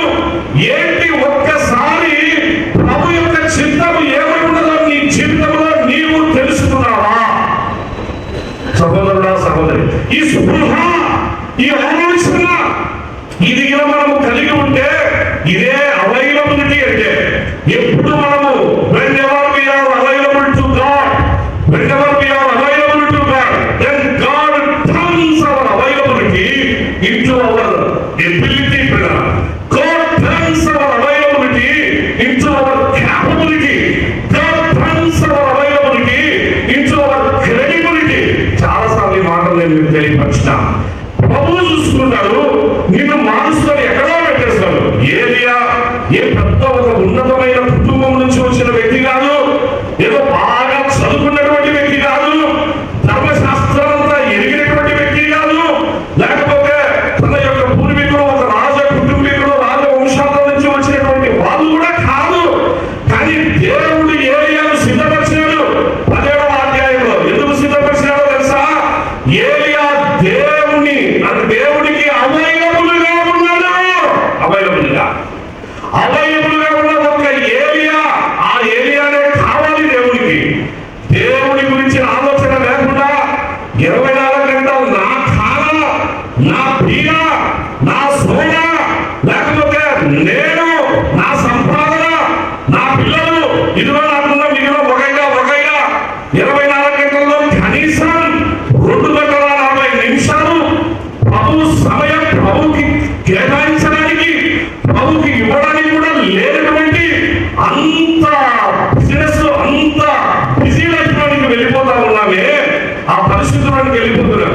ఈ మధ్య కాలంలో ఒక దైవజనుడు మాట్లాడతా అంటున్నాడు, నాకు ఒక ఆలోచన వచ్చింది. ఏం ఆలోచన వచ్చిందంటే, ఆయన మాట్లాడతా ఏం చేసిందంటే, ఇంటికి జస్ట్ ప్రార్థనకు వచ్చినారు. ప్రార్థన చేస్తుంటే ఫ్యామిలీ ప్రేయర్ ప్రార్థన వచ్చినారు. ప్రార్థన అయితేనే ఆ ప్రార్థనలో ఏ భాగంలో చదివించినారంటే, జలాశయంలో దేశంలో దయ్యం పట్టిన ఆ వ్యక్తి దాని గురించిన పోషన్ చదివించినాడు. సంపత్ జయకుమార్ గారి ఇంట్లో అందరూ కూర్చొని అట్లా ఒక ఈ మధ్యకాలం మా అన్నయ్య అందరూ వచ్చారు కదా, అంటే ఒక పాస్టర్ గారు వచ్చారు, తెలిసినటువంటి వ్యక్తి. అంతా ఒక 15 మంది కూర్చొని ఉన్నారు. ప్రార్థన చేయండి పాస్టర్ గారు అంటే ప్రార్థన చేస్తూ పోషన్ ఏం చదివించినారు? జలాశయంలో దేశంలో సేనా దయ్యం పట్టినటువంటి అతని గురించి. నేను ఏంటబ్బా ఈ పోషన్ చదువుతున్నా, నాకు ఎక్కడికి తిప్పినారంటే జలాశయంలో దేశము, దయ్యము, సేన అంటే ఇంకొక రకంగా అనుకుంటున్నాను. ఇది అన్ని చోట్ల అందరి దగ్గర ఉంది. ఇప్పుడు మనం పట్టుకున్నటువంటి సెల్ ఫోనే ఇదే పెద్ద సేన. ఎక్కడికి ఇచ్చినారంటే దాన్ని సెల్ ఫోన్ దగ్గర ఇచ్చినారనమాట. నేను ఆ రోజు జలాశయంలో దయ్యం పట్టింది, ఆ దయ్యం పట్టిన సేన వాళ్ళు వచ్చేసేసి ఎట్లా ప్రవర్తించినాడు వాడు అని చెప్పేసి అనుకుంటున్నాను. ఈ రోజు నీ ఇంట్లో నీ పిల్లలు ఎలా ప్రవర్తిస్తున్నారు? ఎలా ప్రవర్తిస్తున్నారు? సేనలాగా, ఆ సేనలాగా ప్రవర్తించడం లేదా నీ పిల్లలు? నీ కుటుంబంలో పరిస్థితులు మంచిగానే ఉన్నాయా? సేనలాగా ప్రవర్తించడం లేదా? ఇదిగో సేన దయ్యం, ఆ సేన మొత్తం దయ్యాలన్నీ సెల్ ఫోన్లోనే ఉన్నాయి, మన చేతిలోనే ఉన్నాయి. ఈ సెల్ ఫోన్ అందరినీ పట్టుకునింది. ఈ సేన దయ్యం అందరినీ పట్టుకొని ఆడించాలి అని ఇట్లా తీసుకొని వచ్చేసినాడు. ప్రతి ఒక్కరూ ఉపయోగించుకుంటా ఉన్నారు. పిల్లలు చాలా మంది డిస్టర్బ్ అయిపోతా ఉన్నారు, ఆత్మీయంగా దూరం అయిపోతా ఉన్నారు. ఆ మంచి కుటుంబాల్లో ఉన్నటువంటి పిల్లలు పాడైపోతా ఉంటున్నారు. దాని ఆయన ఆ వాక్యాన్ని చెప్తూ ఆ మాట అన్నాడు, సేన దయ్యం ఇదిగో ఈ విధంగా బట్టి అందరిని ఆడిస్తుంది. తల్లిదండ్రులు బాధపడుతున్నారు పిల్లలను బట్టి. పిల్లల యొక్క సెల్ ఫోన్, వాడికి ఎంతసేపు సెల్ ఫోన్ మన దగ్గర ఉందంటే కనపరాలు, అమ్మ కనపరాలు, నాయన కనపరాలు, వాడికి కనపచ్చేది సెల్ ఫోనే. జస్ట్ 3 రోజుల క్రితం నవంబర్ 14 హైదరాబాద్ పోయినాం కదా. వాళ్ళు మా అన్న వాళ్ళు వెళ్ళిపోతారంటే ఎయిర్పోర్ట్కి వెళ్ళి ఎక్కించిన తర్వాత నుంచి నేను ఎంపీ బస్ స్టాండ్కి వచ్చి వద్దామని చెప్పేసానని ఈ మెట్రో ట్రైన్ ఎక్కుతాను. మెట్రో ట్రైన్ ఎక్కుతాను, ఆ టికెట్ తీసుకొని మెట్రో ట్రైన్ వచ్చింది. అది ప్లాట్ఫామ్ మెట్రో ట్రైన్ వచ్చింది. ఎక్కుతుంటే ఎంతసేపు ఉంటుంది? ఇది మహా నిమిషమే అలాగే ఆ నిమిషం అంటే ఎక్కిన తర్వాత మళ్ళీ వాళ్ళు డోర్ క్లోజ్ చేస్తారు, అది కదిలిపోతుంది. ఆ ఎక్కినప్పుడు కూడా వాడు ఒకటి చూస్తున్నాడు. అంటే అది డోర్ ఓపెన్ అయింది, మెట్రో ట్రైన్ వచ్చింది, ఒకడు దాని అంతకుముందే చూసా ప్లాట్ఫామ్ మీద ఉన్నాడు, నా పక్కనే నిలబడుతూ ఉన్నాడు. వాడు వస్తే కరెక్ట్ గా ఎక్కేటప్పుడు ఏమైపోయిందంటే జస్ట్ వాడి సెల్ ఫోన్ దగ్గర చూసా లోపలికి వచ్చాడా, అది ఏమైపోయింది, జస్ట్ కాల్ స్లిప్ అయింది. గబక్కన కింద పడిపోతున్నాడు. అంటే కాలు బెండ్ అయ్యి ఒక రకంగా స్లిప్ పడడు కింద. ఎందుకంటే అంత ప్లేస్ ఉండాలి. కానీ వాడు కాలు బెండ్ అయింది. వాడి కాలు బెండ్ అయ్యి వాడికి పడబోతాక పట్టుకున్నారు. వాళ్ళకి పట్టుకొని చెప్తే ఓకే థ్యాంక్ యూ అందరూ పక్కన వచ్చేసి సీట్లో కూర్చుని మొదటి చూసాడు. అంతే థ్యాంక్స్ అన్నాడు. మొదటి సీట్లో చూసాడు. నిజంగా ఇప్పుడు సేన అనాలా లేదా? ఏదైనా ఇట్లా ఒకడు సేన అనాలా లేదా? ఆ మాస్టర్ గారు అందుకే చెప్పింది. నాకు అనిపించింది ఏమి అమ్మ పిలిచాను, ఆయన పిలిచాను. 2 సార్లు అయితే ఆ పిలిచినప్పుడు పలకపోతే గబకినప్పుడు దెబ్బలేసాం. ఆ దెబ్బలేసి కొట్టిన తర్వాత కానీ మనకి స్పృహ రాదు. ఓహో అలాంటి పిల్లలు తయారయ్యారు ఇప్పుడు, అలాంటి పిల్లలు. అందుకోసమే సవినయంగా మనం చేస్తున్న పిల్లరా, దయచేసి సెల్ ఫోన్ విషయంలో జాగ్రత్త. మన పిల్లలు దేవుని వాక్యం పట్ల, ప్రార్థన దేవుని వాక్యం బైబిల్ చదువుకుంటున్నారా లేదా? దయచేసి తల్లిదండ్రులు పిల్లల విషయంలో ఈ జాగ్రత్తలు తీసుకోవాలని నేను మీకు సవినయంగా మనవి చేస్తున్నా. మురిపాలు ముద్దులు అవి మంచిగా ఉంటాయి, అందరికీ ఉంటాయి. మురిపాలు ముద్దులు ఉండాల్సిందే, ఖచ్చితంగా పెట్టుకున్నాం. బైబిల్ చదువుకోలేదా? పెట్టకండి. బైబిల్ చదువుకోకపోతే పొద్దున్నే నాస్తా లేదు. మన రాయలసీమ భాషలో చెప్పాలంటే మధ్యాహ్నం రాత్రికి పువ్వులా చూడకుండా వాడు ఈయన బైబిల్ చదువుకోకుండా ప్రార్థన చేసుకోకుండా ఈయన ఉంటే, అది మన ఇంట్లో మనం ఈయన అమలు చేసుకుంటే 2 రోజులు 3 రోజులు ఉంటాయి. కొన్ని చిన్నపట్టలు ఉంటాయి, కొన్ని బీపీలు, కొన్ని ఏవి కూడా లేచాయి. కానీ నువ్వు బైబిల్ చదువుకోవాలన్నా, నువ్వు ఖచ్చితంగా ప్రార్థన చేసుకోవాలన్నా, నువ్వు మోకాళ్ళ మీదకి వచ్చి ప్రార్థన చేసుకొని నువ్వు బైబిల్ చదువుకుంటున్నావు అంటేనే అనేటువంటిది మనం ఇప్పుడు. ఒకప్పుడు ఆ పరిస్థితి లేదు. పిల్లలు అమ్మ ప్రార్థన చేసుకుంటే నాన్న ప్రార్థన నెమ్మది అట్లా నేర్చుకున్నారు. దాన్ని బట్టి నేర్చుకుంటూ వాళ్ళు ఇంకా మంచిగా అలా ఉండేటువంటి దినాలు ఉండేవి. ఇప్పుడు అవి లేవు. ఇప్పుడు అంతా సెల్ ఫోన్ సేనా దయ్యం బట్టే, ఈ సెల్ ఫోన్ పెద్ద దయ్యం బట్టి అందరినీ ఆడిస్తాను. తల్లిదండ్రులు కూడా ఆడిస్తాను. ఇంకొక ఈ టీవీ సీరియల్ ఈ మీద అందరినీ గందరగోళం చేస్తాను. ఈ పరిస్థితుల నుంచి బయటికి రావాలి అని అంటే దయచేసి బైబిల్ చదువుతా, ప్రార్థన చేయట. ఇది ప్రభుత్వ అవైలబుల్గా ఉండడం వచ్చాడు. ఆయన ప్రభుత్వ అవైలబుల్గా ఉండడం అంటే ఏంటో కాదు. ఈ పరిగణ చేసుకుంటే బైబిల్ చదువుతున్నా అనగా బైబిల్ చదువుతానంటే దేవుడు నీతో మాట్లాడుతున్నాడు. బాగా వినాలి, ముగించుకున్నా. ప్రార్థన చేస్తున్నానంటే నువ్వు దేవుడితో మాట్లాడుతున్నావు. ప్రార్థనగా నువ్వు ప్రభుత్వం మాట్లాడము. దేవుడి వాక్యం బైబిల్ చదువుతున్నామంటే ప్రభు నీతో మాట్లాడడం.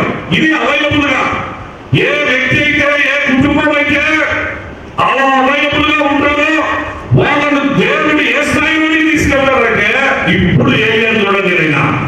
ఏలియాకు దేవుడు ఒక ప్లాట్ఫామ్ ఏర్పాటు చేసినాడు. బాగా వినాలి. ఏ ప్లాట్ఫామ్ తెలుసా? ఇదిగో రాజ్యంలో పరిస్థితులు చాలా దయనీయంగా ఉన్నాయి. ఏలియా నీ ఒక్కడము ఇదిగో నా పట్ల ఆసక్తి కలిగిన వారు, రోషము కలిగిన యవనస్తున్నారు, రోషము కలిగి నా పక్షాన ఏదైనా చేయాలి అన్న ఆలోచన, తపన, అస్పృహ కలిగినటువంటి నీవే నాకు కావాలి. ఇదిగో ఇజ్రాయేలీలు అనేక గోత్రాలు ఉన్నారు. యూదా గోత్రాలు వాళ్ళ దేశం ఏదైతే కొట్లాడుకొని పక్కన విన వాళ్ళు ఇజ్రాయేలీలు 10 గోత్రాల వాళ్ళు ఇక్కడ ఉన్నారు. ఈ 10 గోత్రాల్లో ఎంతో మంది యవనస్తులు ఉన్నారు. కానీ నాకు నువ్వే కావాలి. కారణం నువ్వు నాకు అవైలబుల్ గా ఉన్నావు. అప్పుడు అంటున్నాడు ఏలియా అన్న మాటకు అర్థం ఏంటంటే పిల్లరా, యెహోవా ఇస్ గాడ్ అని. యెహోవా ఇస్ గాడ్ అనగా యెహోవాయే దేవుడు. అది ఏలియా అనేటువంటి మాటకు యెహోవాయే దేవుడు అని అర్థం. ఎలీషా అనే మాటకు దేవుడే రక్షణ. God is salvation. God is salvation. ఇది ఎలీషా అనే మాటకు అర్థం. ఏలియా అనే మాటకు యెహోవా ఈస్ గాడ్ అనగా యెహోవాయే దేవుడు అని అర్థం. ఎందుకు అమ్మ నాన్న పేరు పెట్టారో ఆ పేరు తగినట్టుగా ఇప్పుడు బాగా వినియోగించారా మంచిగా. ఏలియాను దేవుడు వాడుకుంటున్నాడు. ఎక్కడికి తీసుకెళ్తున్నాడంటే, నువ్వు ఈ దేశపు రాజున్నాడు ఆహాబని, అతని భార్య యెజెబెల్ ఉంది, వాళ్ళ దగ్గరికి పోయి వాళ్ళతో మాట్లాడాలి అని అన్నాడు. చూస్తారా, వాస్తవంగా ఇతను వాళ్ళతో మాట్లాడే స్థాయి కాదు, ఆయన ఆ పరిస్థితి కాదు. ఇతను రాజ కుటుంబం నుంచి వచ్చిన వాడు కాదు.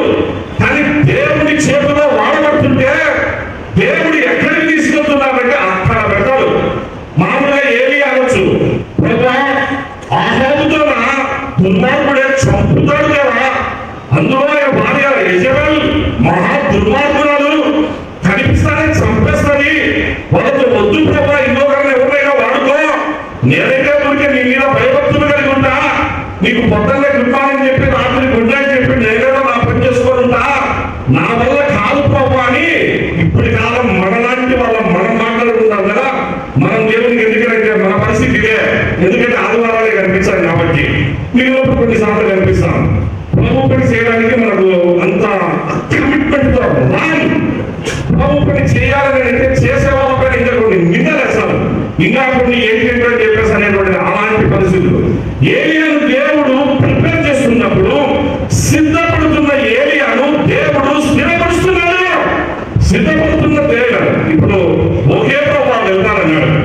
వెళ్తున్నప్పుడు ఏలియా ఒక మాట అన్నాడు పిల్లరా, ఏమంటారు అంటే ఆహాబును కలుసుకోకుండా ముందండి, అక్కడ ఆహాబు దగ్గర ఓబద్య అని అతని యొక్క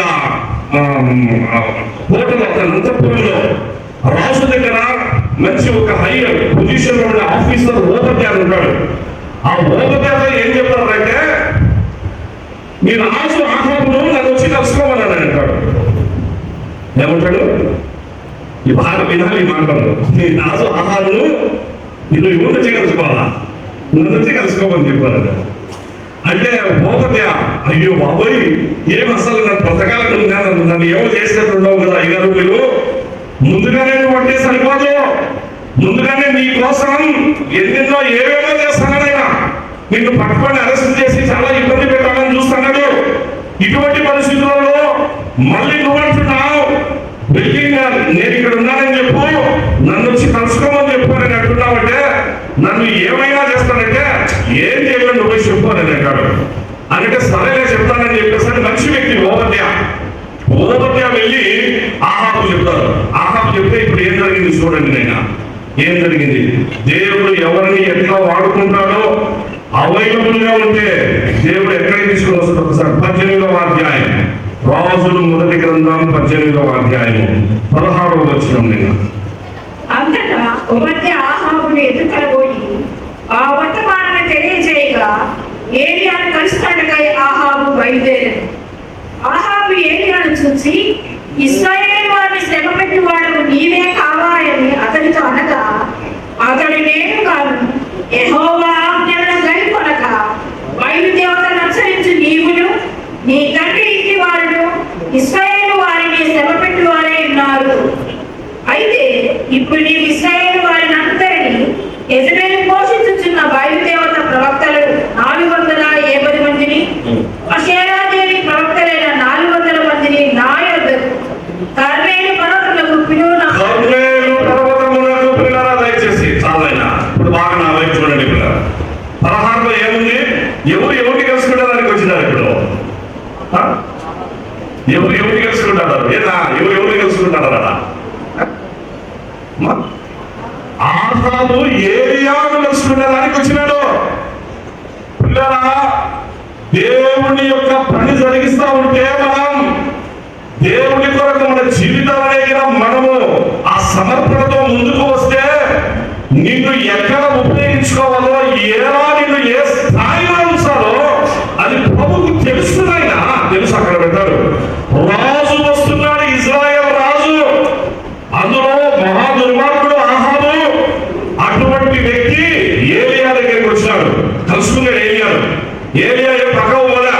ఎందుకంటే దేవుడు సిద్ధపరిచిన వ్యక్తి కదా, దేవుడు సిద్ధపరిచి దేవుడు స్థిరపరుస్తా ఉన్నాడు కాబట్టి చూస్తానే ఏలియా చూసి, ఇదిగో మా ఇశ్రాయేలీయులందరినీ అలాగూ శ్రమ పెట్టి ఇబ్బంది పెట్టేవాడు నువ్వే కదా, నీతోనే కదా ఇన్ని సమస్యలు ఇన్ని ఇబ్బందులు మాకు వచ్చింది అని ఏలియాను అనేసినాడు. ఎవడు రాజు అంటాడు అన్నమాట. మామూలుగా ఒక రాజు నువ్వే కదా మాకు సమస్యలు అనంటే చెప్పుకుంటే తీరు ఎట్లుంటది. మామూలుగా ఇప్పుడు మనమే ఉన్నాం, మనకంటే ఒక పెద్ద ఆఫీసర్ పైన ఆఫీసర్ దగ్గర మనం ఎంతో ఒబీడియన్స్ చూపిస్తాం. డిస్ట్రిక్ట్ ఆఫీసర్ అయితే ఇంకా ఒబీడియన్స్ చూపిస్తాం. స్టేట్ ఆఫీసర్ దగ్గరికి వచ్చినప్పుడు ఇంకా ఒబీడియన్స్ చూపిస్తాం. అలాంటి ఒబీడియన్స్ మనము మామూలుగా అలా కనిపిస్తాం. ఏలియా రాజుతో అంటున్నాడు, ఏదైనా ఏ అర్థమానంతో వచ్చేసి నేను శ్రమ పెట్టేది నువ్వు నీ భార్య. అసలు శ్రమ పెట్టేది ఎవరు? నువ్వు, ఇదిగో నీ భార్య అయినటువంటి యెజబెలు, మీరు దేవుని ప్రజలు ఇశ్రాయేలీయులు, వారిని శ్రమ పెట్టేవాళ్ళు మీరయ్యా. మీతోనే సమస్యలు ఇవి. మీరు సమస్యలు తీసుకొని వచ్చి మీరు పెట్టి నేను శ్రమ పెట్టానని చెప్పేసరి నన్ను నిందిస్తావా నువ్వు అని చెప్పేసరి డైరెక్ట్ రాజుతోనే ఏలియా ఆ మాట అన్నాడు. ఆ మాట అంటానే రాజు ఒకసారి ఆహాబు ఏలియా దిక్కు చూస్తాడు. చూస్తే ఇదంతా ఎందుకని నేను ఇంకో పని చెప్తా. కర్మేల్ పర్వతం ఉంది ఇక్కడే దగ్గరలో, వినటినే ఇప్పుడు బాగా వినాలి. దేవుడు ఎట్లా నడిపిస్తాడు, దేవుని చేతిలో ఆయన అనగా దేవుడు ఒక్కొక్క ప్లేస్ లో ఒక్కొక్క రకంగా దేవుడు ఎలా వాడుకుంటాడో, అలా మన ఉద్యోగ జీవితాలు, మన ఉంటున్న నివాస స్థలాల్లో దేవుడు ఎలా ఉంటేనేది దేవుడి చిత్తం ఏంటో ఇప్పుడు అందరూ తెలుసుకోవాలని మనం చేస్తున్నా. కర్మేల్ పర్వతం మీద పక్కనే ఉంది. ఈ కర్మేలు పర్వతం దగ్గరికి మీ మిస్సెస్ యెజబెల్ ఆమె పూజ చేసేటువంటి బయలుదేవతలు ఉన్నారు 450 మంది. ఆశారాదేవి దేవత వాళ్ళు ఉన్నారు ఒక 400 మంది. మొత్తం 850 మంది ఉన్నారు. అందరినీ పిలుచుకొని రండి. యెహోవా పక్షంగా నేనొక్కనే ఉన్నాయినా. దేవుడు నన్ను ఒక్కనే ఏర్పాటు చేసుకున్నాడు.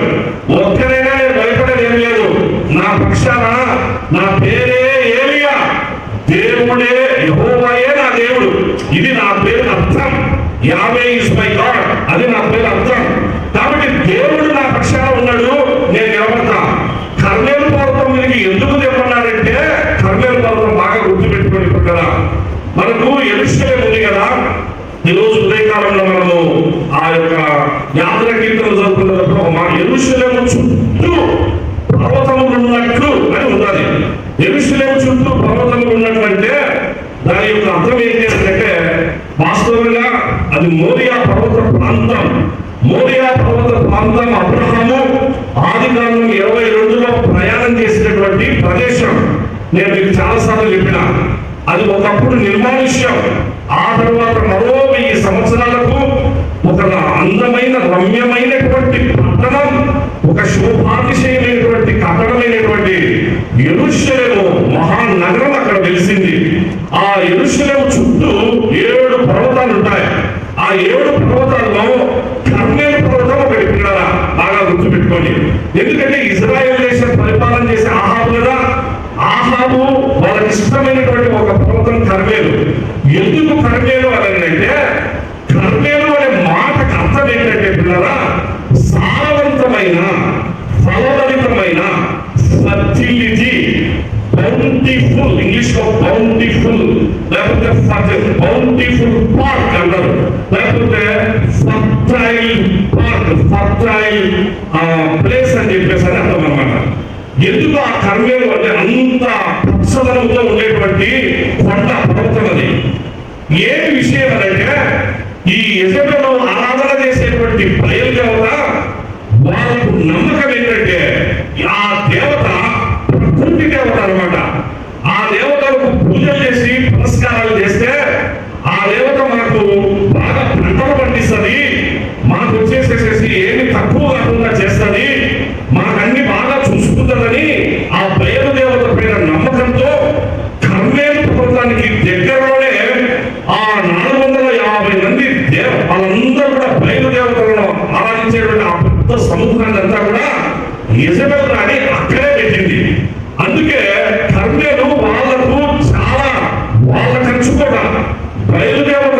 కంచుకోట కర్మేలు, వాళ్ళకు ఆ పేరు కూడా అట్లే వచ్చింది. ఇప్పుడు యెరూషలేము చుట్టూ 7 పర్వతాల్లో కర్మేలు ఒక పర్వతం, గుర్తుపెట్టుకోండి. హెర్మోను ఒక పర్వతం, సియోను ఒక పర్వతం, గెరిజీము ఒక పర్వతం, అలాగే ఆ మోరియా అనగా కల్వరి కొండ అది ఒక పర్వతం, ఒలివల కొండ ఒక పర్వతం. ఇలాగ మొత్తం 7 పర్వతాలు, 7 కొండలు యెరూషలేము చుట్టూ ఉంటాయి పిల్లరా. ఇందులో ఈ కర్మేలు ఒకటి. అందుకోసం ఏలియా ఏమన్నాడంటే, మీ బయలుదేవతకి సిద్ధమైన ప్లేస్ కదా రమ్మని చెప్పి. ఇప్పుడు ఎందుకు రమ్మని చెప్పినట్టే ఏం జరిగింది, ఈ ప్రకృతి పైన మీరు ఆధారపడి ఉన్నారు. ప్రకృతి దేవతగా ఉన్న బయలుదేవతలు వానలిచ్చేది దేవతే, మాకు పంటలు పండించేది దేవతే, మా ఇజ్రాయెల్ దేశాన్ని కాపాడేది దేవత అనేటువంటి మూఢనమ్మకాలు ఉన్నారు. కాబట్టి బుద్ధి చెప్పాలి వీళ్ళకని వర్షం లేకుండా చేయించినాడు. ఏలియాలో వర్షం లేకుండా, ఎందుకు వర్షం లేకుండా అయిపోయింది అంటే, ఇప్పుడు నిజమైనటువంటి దేవుడు యెహోవా దేవుడు చెప్పినాడు, ఆజ్ఞ ఇచ్చినాడు, వాన పడదంతే. 3.5 సంవత్సరం వాన పడదు, పడదంటే పడదు. ఇంక నీ బయలుదేవత చేత ఇష్టమైతే రా చూసుకోయినా. అది ఏలియా యొక్క ఛాలెంజ్ పిల్లల. నిజంగానే పడకుండా అల్లాడిపోయారు, ఏమేమో చేసినారు. ఆహా చాలక. అందుకే ఆహాబు ఏలియా చూస్తే అంటాడు, మమ్మల్ని శ్రమ పెట్టేవాడు నువ్వే కదా అని చెప్పేసి అని చెప్పి మాట్లాడతాడు. ఇవి జరుగుతున్న విషయాలు. సరే, ఇప్పుడు ఎందుకు కర్మేలు పర్వతంపైకి రమ్మన్నారు? కర్మేలు అంటే నేను మీకు అర్థం చెప్పిన, కర్మేలు పర్వతం దగ్గర పైన కూర్చున్నారు పిల్లల. జరిగిన సంఘటన మనకు తెలుసు. ఆ సంఘటనలో జస్ట్ ఏలియా ప్రార్థన చేశాడు. ముగించుకున్నాం ఒక 5 నిమిషాల దాకా. ఏలియా ప్రార్థన చేస్తే అంతకుముందు బయలుదేవతకు సంబంధించి 450 మంది ప్రార్థనలు, మరో 400 మంది, మొత్తం 850 మంది చుట్టుముట్టినారు. ఇశ్రాయేలు ప్రజలందరూ చుట్టుముట్టినారు. ఒక పెద్ద కార్యక్రమం అనేటువంటిది దేవుడికి. అలా నిజమైన దేవుడు ఎవరో తెలుసుకునేటువంటి సమయం ఆసన్నమైన వేళ కర్మేలు పర్వతం పైన దేవుని పక్షంగా ఒకే ఒక యవనస్తుడు, రోషము కలిగిన ప్రవక్త అయినటువంటి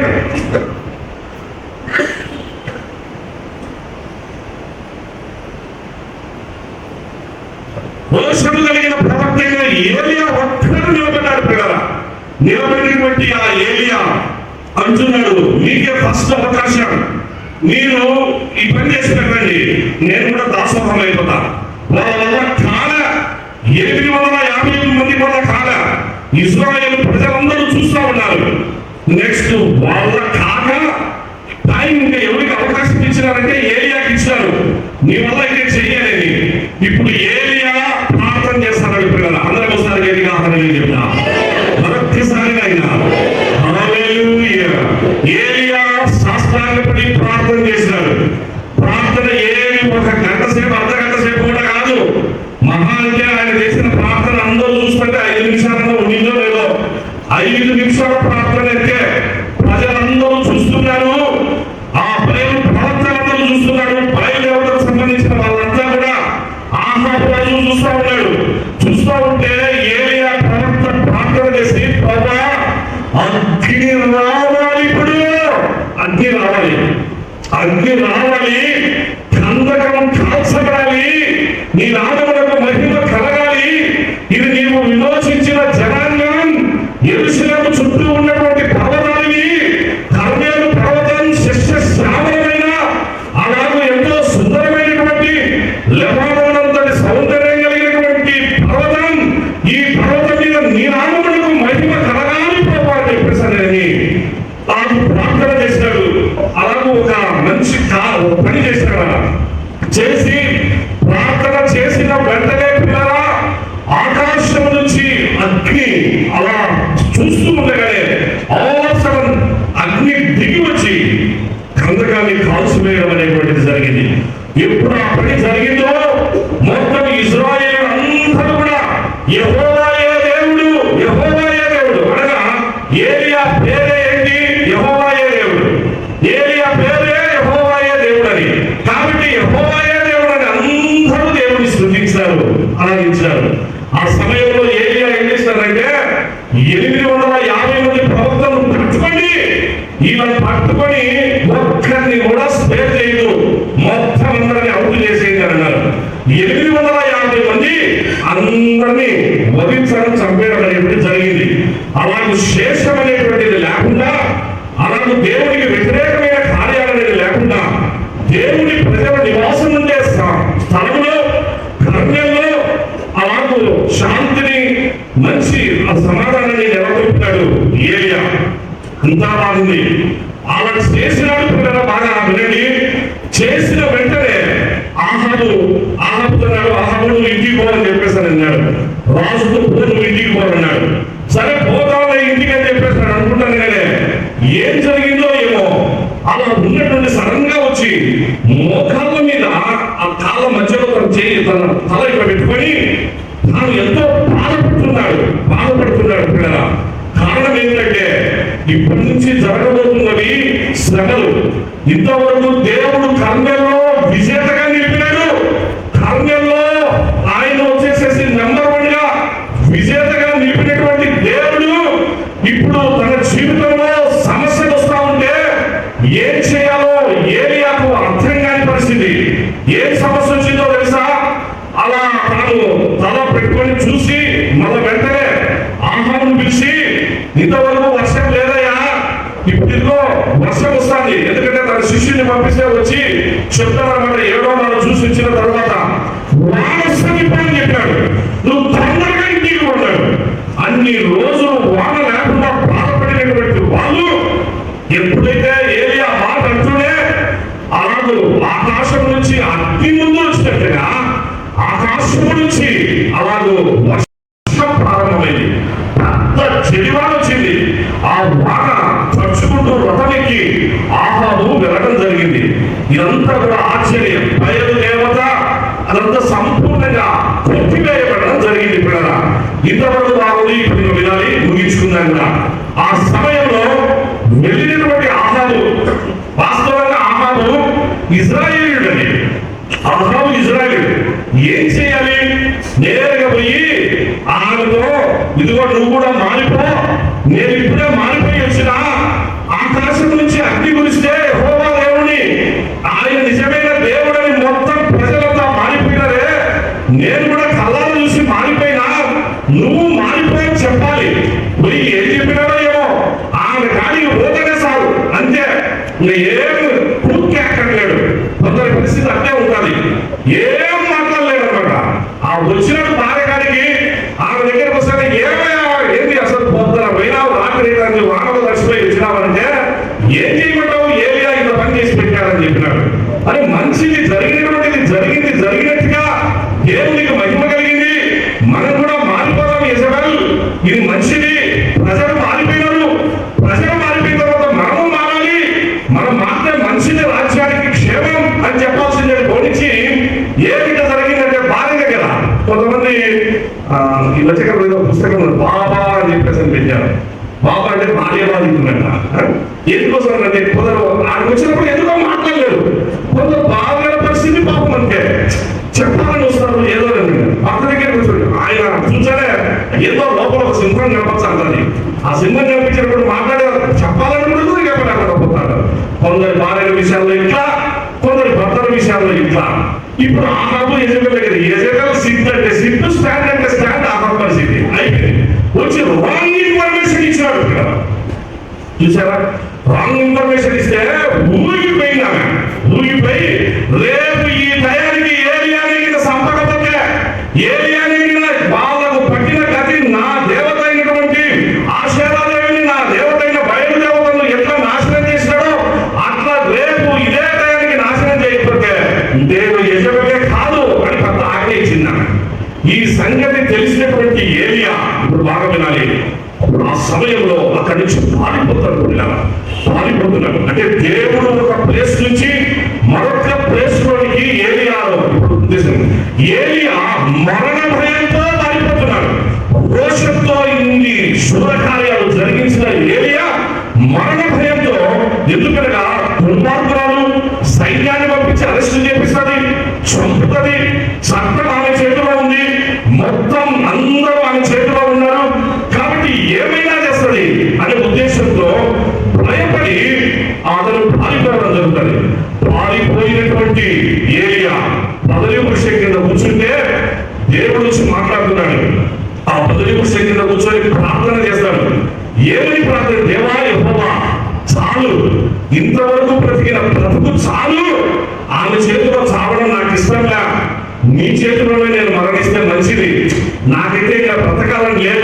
నేను చచ్చిపోవాలనుకుంటున్నా, నా ప్రాణం తీసుకోకపోతా అని అంతగా బాధపడి ప్రార్థన చేస్తాడు. పిల్లల ప్రార్థన చేస్తే దేవుడు వదిలిపెడతాడా?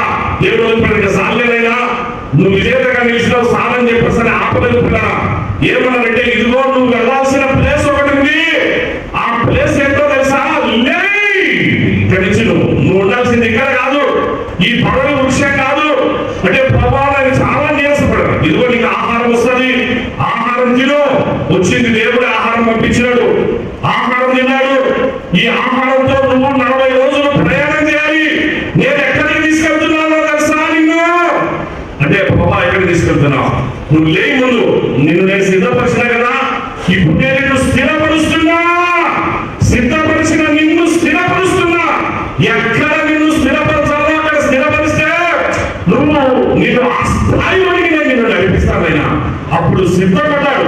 సిద్ధపడి ప్రభా నీ చిత్తమే, let your will alone be accomplished in my life అని దేవుడి చిత్తానికి తను తాను అప్పగించుకున్న తర్వాత దేవుడు ఎక్కడికి నడిపించినాడంటే 19వ వాక్యాన్ని ఇవాళ మనం చూస్తున్నాం. హోరేబునకు నడిపించాడు. అంతవస్తానికి ఎక్కడికి కావాలని చెప్పండి. ఎక్కడి నుంచి ఎక్కడికి? హోరేబునకు నడిపించినాడు. హోరేబు అంటే హోరేబుకు వచ్చినప్పుడు హోరేబులో యెహోవా వాక్కు ప్రత్యక్షమై ఏలియాతో మాట్లాడుతూ ఉన్నాడు. ఇప్పుడు ఎందుకు హోరేబు అంటే ఇదే హోరేబు, ఇది ఇజ్రాయెల్ దేశంలో ఉన్నటువంటి పర్వతం కాదునైనా అరేబియా దేశం ఆ ప్రాంతంలో ఉండేది. ఈ హోరేబు అనగా దేవుని పర్వతం అని అర్థం. హోరేబులో ధర్మశాస్త్రం, హోరేబులో ఆజ్ఞలు, హోరేబులో మండుచున్న పొగ, హోరేబులో మోషేతో దేవుడు మాట్లాడాడు, హోరేబులో బండ, చీల్చబడిన బండ, హోరేబులో బండ సందులలో దాక్కోమని చెప్పడం, హోరేబులో మోషేను నిలబెట్టించి ఆ బండ సందులలో తాను అక్కడ దాక్కుంటే దేవుడు తన యొక్క ప్రత్యక్షతను కనపరిచినటువంటి స్థలం అనగా మండుచున్నటువంటి పొగ. ఈ పర్వతం ఎప్పుడు మండుతానే ఉంటది. ఇది నా పర్వతంలో ఇది నువ్వు ఇప్పుడైతే టెంపరీగా ఆకాశం నుంచి అగ్ని కురిసింది అది మాత్రమే చూసినావు ఏలియా. నువ్వు పర్మనెంట్ గా చూడబోతున్నావు. ఇంకా పర్మనెంట్ గా నీవు మండుచున్నటువంటి పొగ అనుభవం నీ పితరుడైనటువంటి నా సేవకుడైన మోషేకు నేను కనపరిచిన ప్రత్యక్షత అక్కడికి నేను నిన్ను నడిపిస్తా. నడిపించిన భయపడదు. ఆహాబు నిన్నేం చేయలేడు, ఏలియా నువ్వు చేయబడి నిన్నేం చేయలేదు, ఎవరు నిన్నేం చేయలేదు. నీకు ఇది సేఫ్టీ ప్లేస్. దేవుడు నడిపించిన స్థలం అది నాయనా. దేవుడు అక్కడికి నడిపిస్తాడు. ఇప్పుడు ఆహాబు ఏలియాలకు వాళ్ళు ఎవరు ఏమీ చేయలేదు. అలా నడిపిస్తూ ఉంటే ఫైనల్ గా ముగించుకున్నాం. 1 నిమిషం పిల్లరా.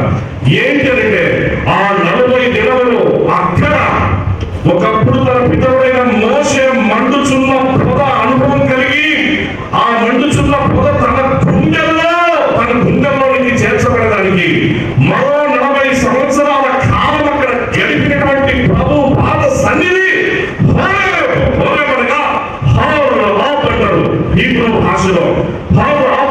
అనగా కొండాలి, అనగా గాడ్ అని, ద మౌంటైన్ ఆఫ్ గాడ్, దేవుని పర్వతం అంటారు కదా. అలాంటి శ్రేష్టమైన స్థలం కర్నేలు నుంచి హోరేబు నడిపించాడు. ఇప్పుడు నడిపించిన వెంటనే అక్కడ దేవుడు స్థిరపరిచినాడు, ఇక్కడ సిద్ధపరిచినాడు, అక్కడ స్థిరపరిచినాడు. స్థిరపరిచిన తర్వాత ఒక మాట అన్నాడు, ఏలియా లై గెట్ అప్. నువ్వు ఇక్కడ ఉండాల్సింది. ఎక్కడికి పోతావు తెలుసా? ఎక్కడి నుంచి వచ్చావో అక్కడికే. నువ్వు ఉండాల్సిన స్థలం ఇంకా ఇక్కడే నువ్వు ఉండి ఇక్కడే ఎస్టాబ్లిష్ కావడం కాదు. ఇక్కడ నుంచి నేను ఎక్కడికి నడిపిస్తున్నట్టే యెరూషలేముకు కదా. ఇక్కడ నుంచి నువ్వు వచ్చేసి ఇజ్రాయెల్ దేశానికి వెళ్ళు. ఇజ్రాయెల్ దేశంలో వెళ్ళు ఆహాబు దగ్గరికి. ఏ ఆహాబు నిన్ను భయపెట్టాడో నువ్వే భయపెట్టు. వాడేంటి నిన్ను భయపెట్టించేది? ఏ జనాలు నిన్ను భయపెట్టిందని భయపడి నువ్వు వచ్చినావు. ఆమెను వెళ్ళి ఆమెను భయపెట్టుకో. నేను చెప్పిన మాట చెప్పు. ఆమె ఏది నువ్వు భయపడేది అని చెప్పేసని దేవుడు ఏలియాను మళ్ళా పంపించినాడు. పంపిస్తే ఏలియా వచ్చినాడు. ఇప్పుడు మళ్ళా ఎక్కడికి వచ్చినాడంటే ఏ ప్లేస్ లో భయపడి పారిపోయాడో అదే రాజు దగ్గరికి వచ్చినాడు. అదే రాణి దుర్మార్గురాలైనటువంటి యెజబెల్ రాజు దగ్గరికి వచ్చి అలా నిలబడతానే వాళ్ళు షాక్ అయిపోయారు. అంటున్నాడు, ఆహా చస్తాడు, ఇట్లా చెప్పేస్తాడు, చచ్చిపోతాడు అంటే. ఎందుకంటే దేవుని కార్యాలకు, జీవం కలిగిన సైన్యములకు అధిపతి యెహోవా దేవుని కార్యాలకు నీవు అభ్యంతరకరంగా ఉన్నావు. ఇశ్రాయేలుకు వ్యతిరేకంగా నువ్వు, నీ భార్య ఇలాంటి పనులు చేస్తున్నారు కనుక చస్తాడు. ఈ మధ్యనే నాగోతు ద్రాక్ష తోటను నువ్వు ఆక్యుపై చేసుకున్నావు, అతని రక్తం కుక్క లాగేటట్టు చేస్తావు, ఇదిగో నువ్వు కూడా చస్తావు. ఆహాబు నీ భార్య యెజబెల్ పైన ప్రాకారం నుంచి ప్రతని కింద పడుతుంది. కింద పడితే ఈలో ఆమె భయంకరమైన సాగు వస్తుంది. సచ్చినప్పుడు ఆమె నోట్ల నుంచి రక్తం వస్తుంది. కుక్కలు వచ్చి ఆమె రక్తాన్ని నాకుతాయి. మీరు వేరే వాళ్ళు చేసినట్టే మీకు కూడా జరుగుతుంది. ఇది దేవుడు చెప్పమన్నాడు, చెప్పిన అందరూ ఒకసారి చెప్తాను. మరొకసారి నైనా దేవుడు నడిపిస్తే ఇట్లుంటది. దేవుడికి ఆయన ఇచ్చే గట్స్ ఇట్లుంటాయి. ఆయన ఇచ్చే గట్స్ భయపడరు, ఎవరికి భయపడరు, దేనికి భయపడరు. అది అన్నమాట. అందుకే నెక్స్ట్ ఏం జరిగిందంటే, టైం ముగించుకున్నాం ఇక్కడ. అలా చెప్పినాడు, వెళ్ళిపోయాడు. ఏలియాని ఎవరేం చేయలేదు. అలా 2 రోజులు చూస్తూ ఉండగానే దేవుడు అగ్నిని పంపించినాడు. పిల్లల అగ్ని పంపించినాడు, అగ్ని రథాలు పంపించినాడు. ఎలీషా చూస్తా ఉన్నాడు, ఏలియా ఆ అగ్ని రథాలు వచ్చినాయి, ఆగినాయి. ఏలియా అగ్ని రథాల మీద కూర్చున్నాడు.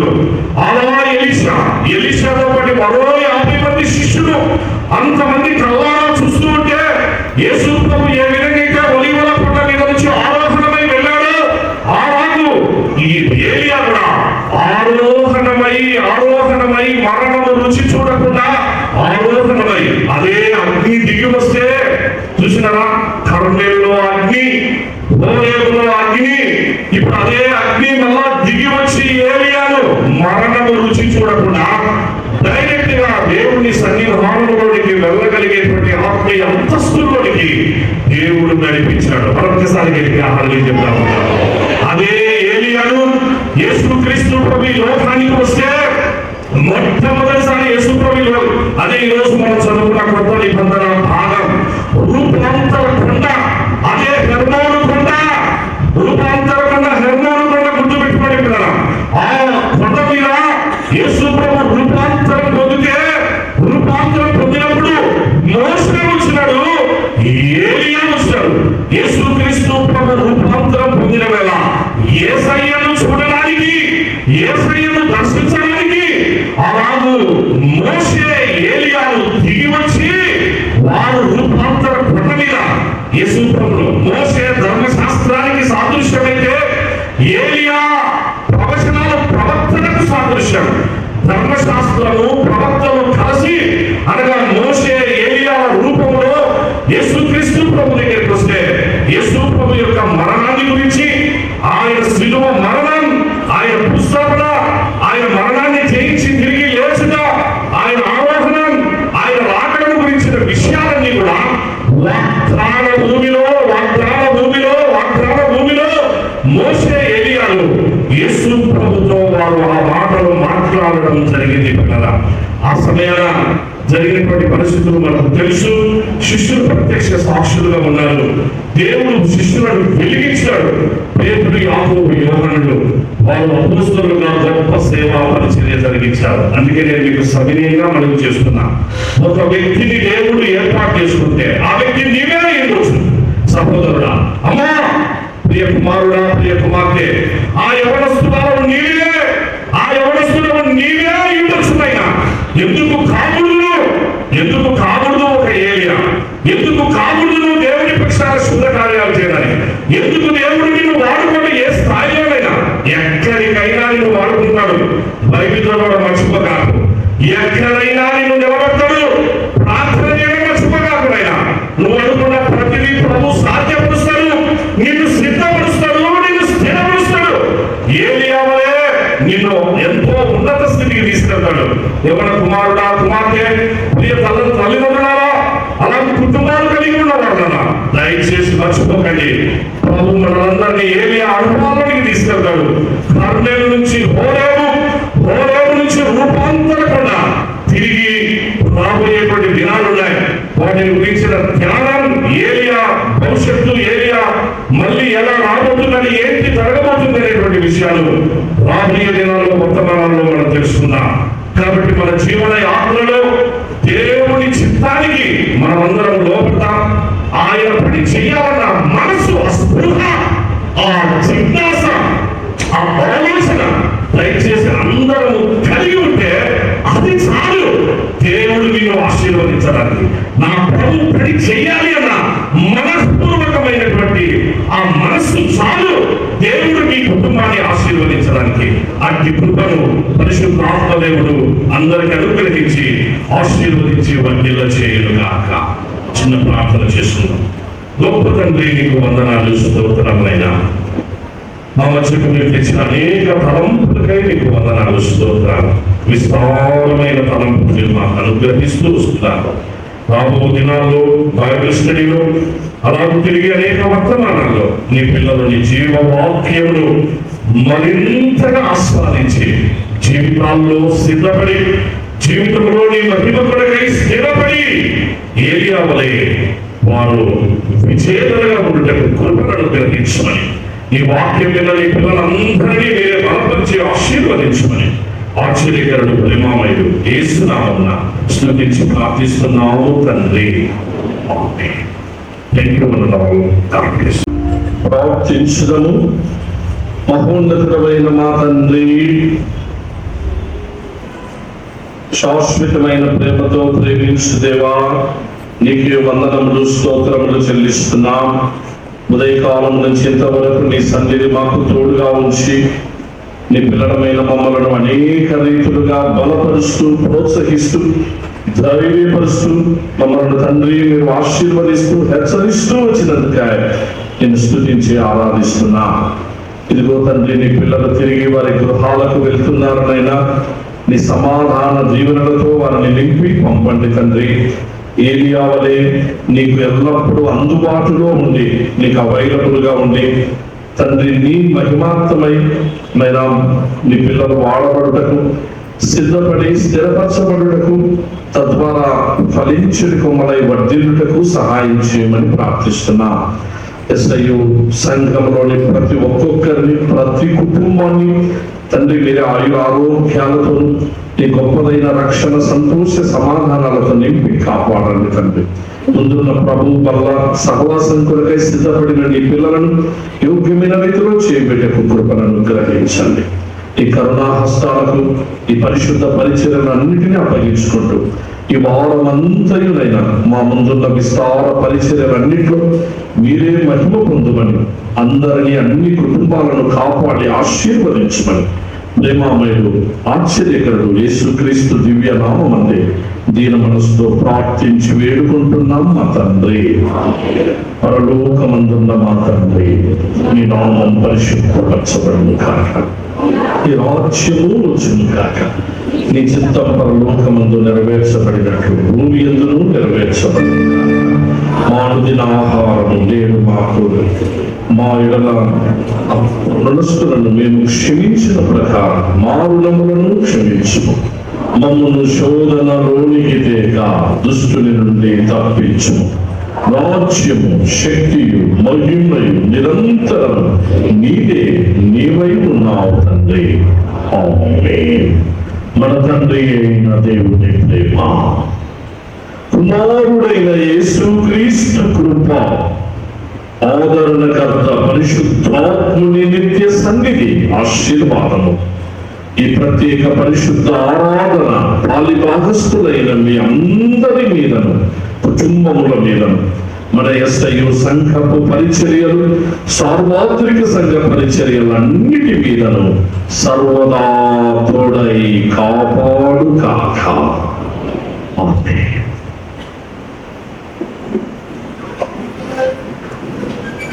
అందరికీ వందనాలు. God bless you all. అందరూ సమాధానంగా సెలవు తీసుకునండి.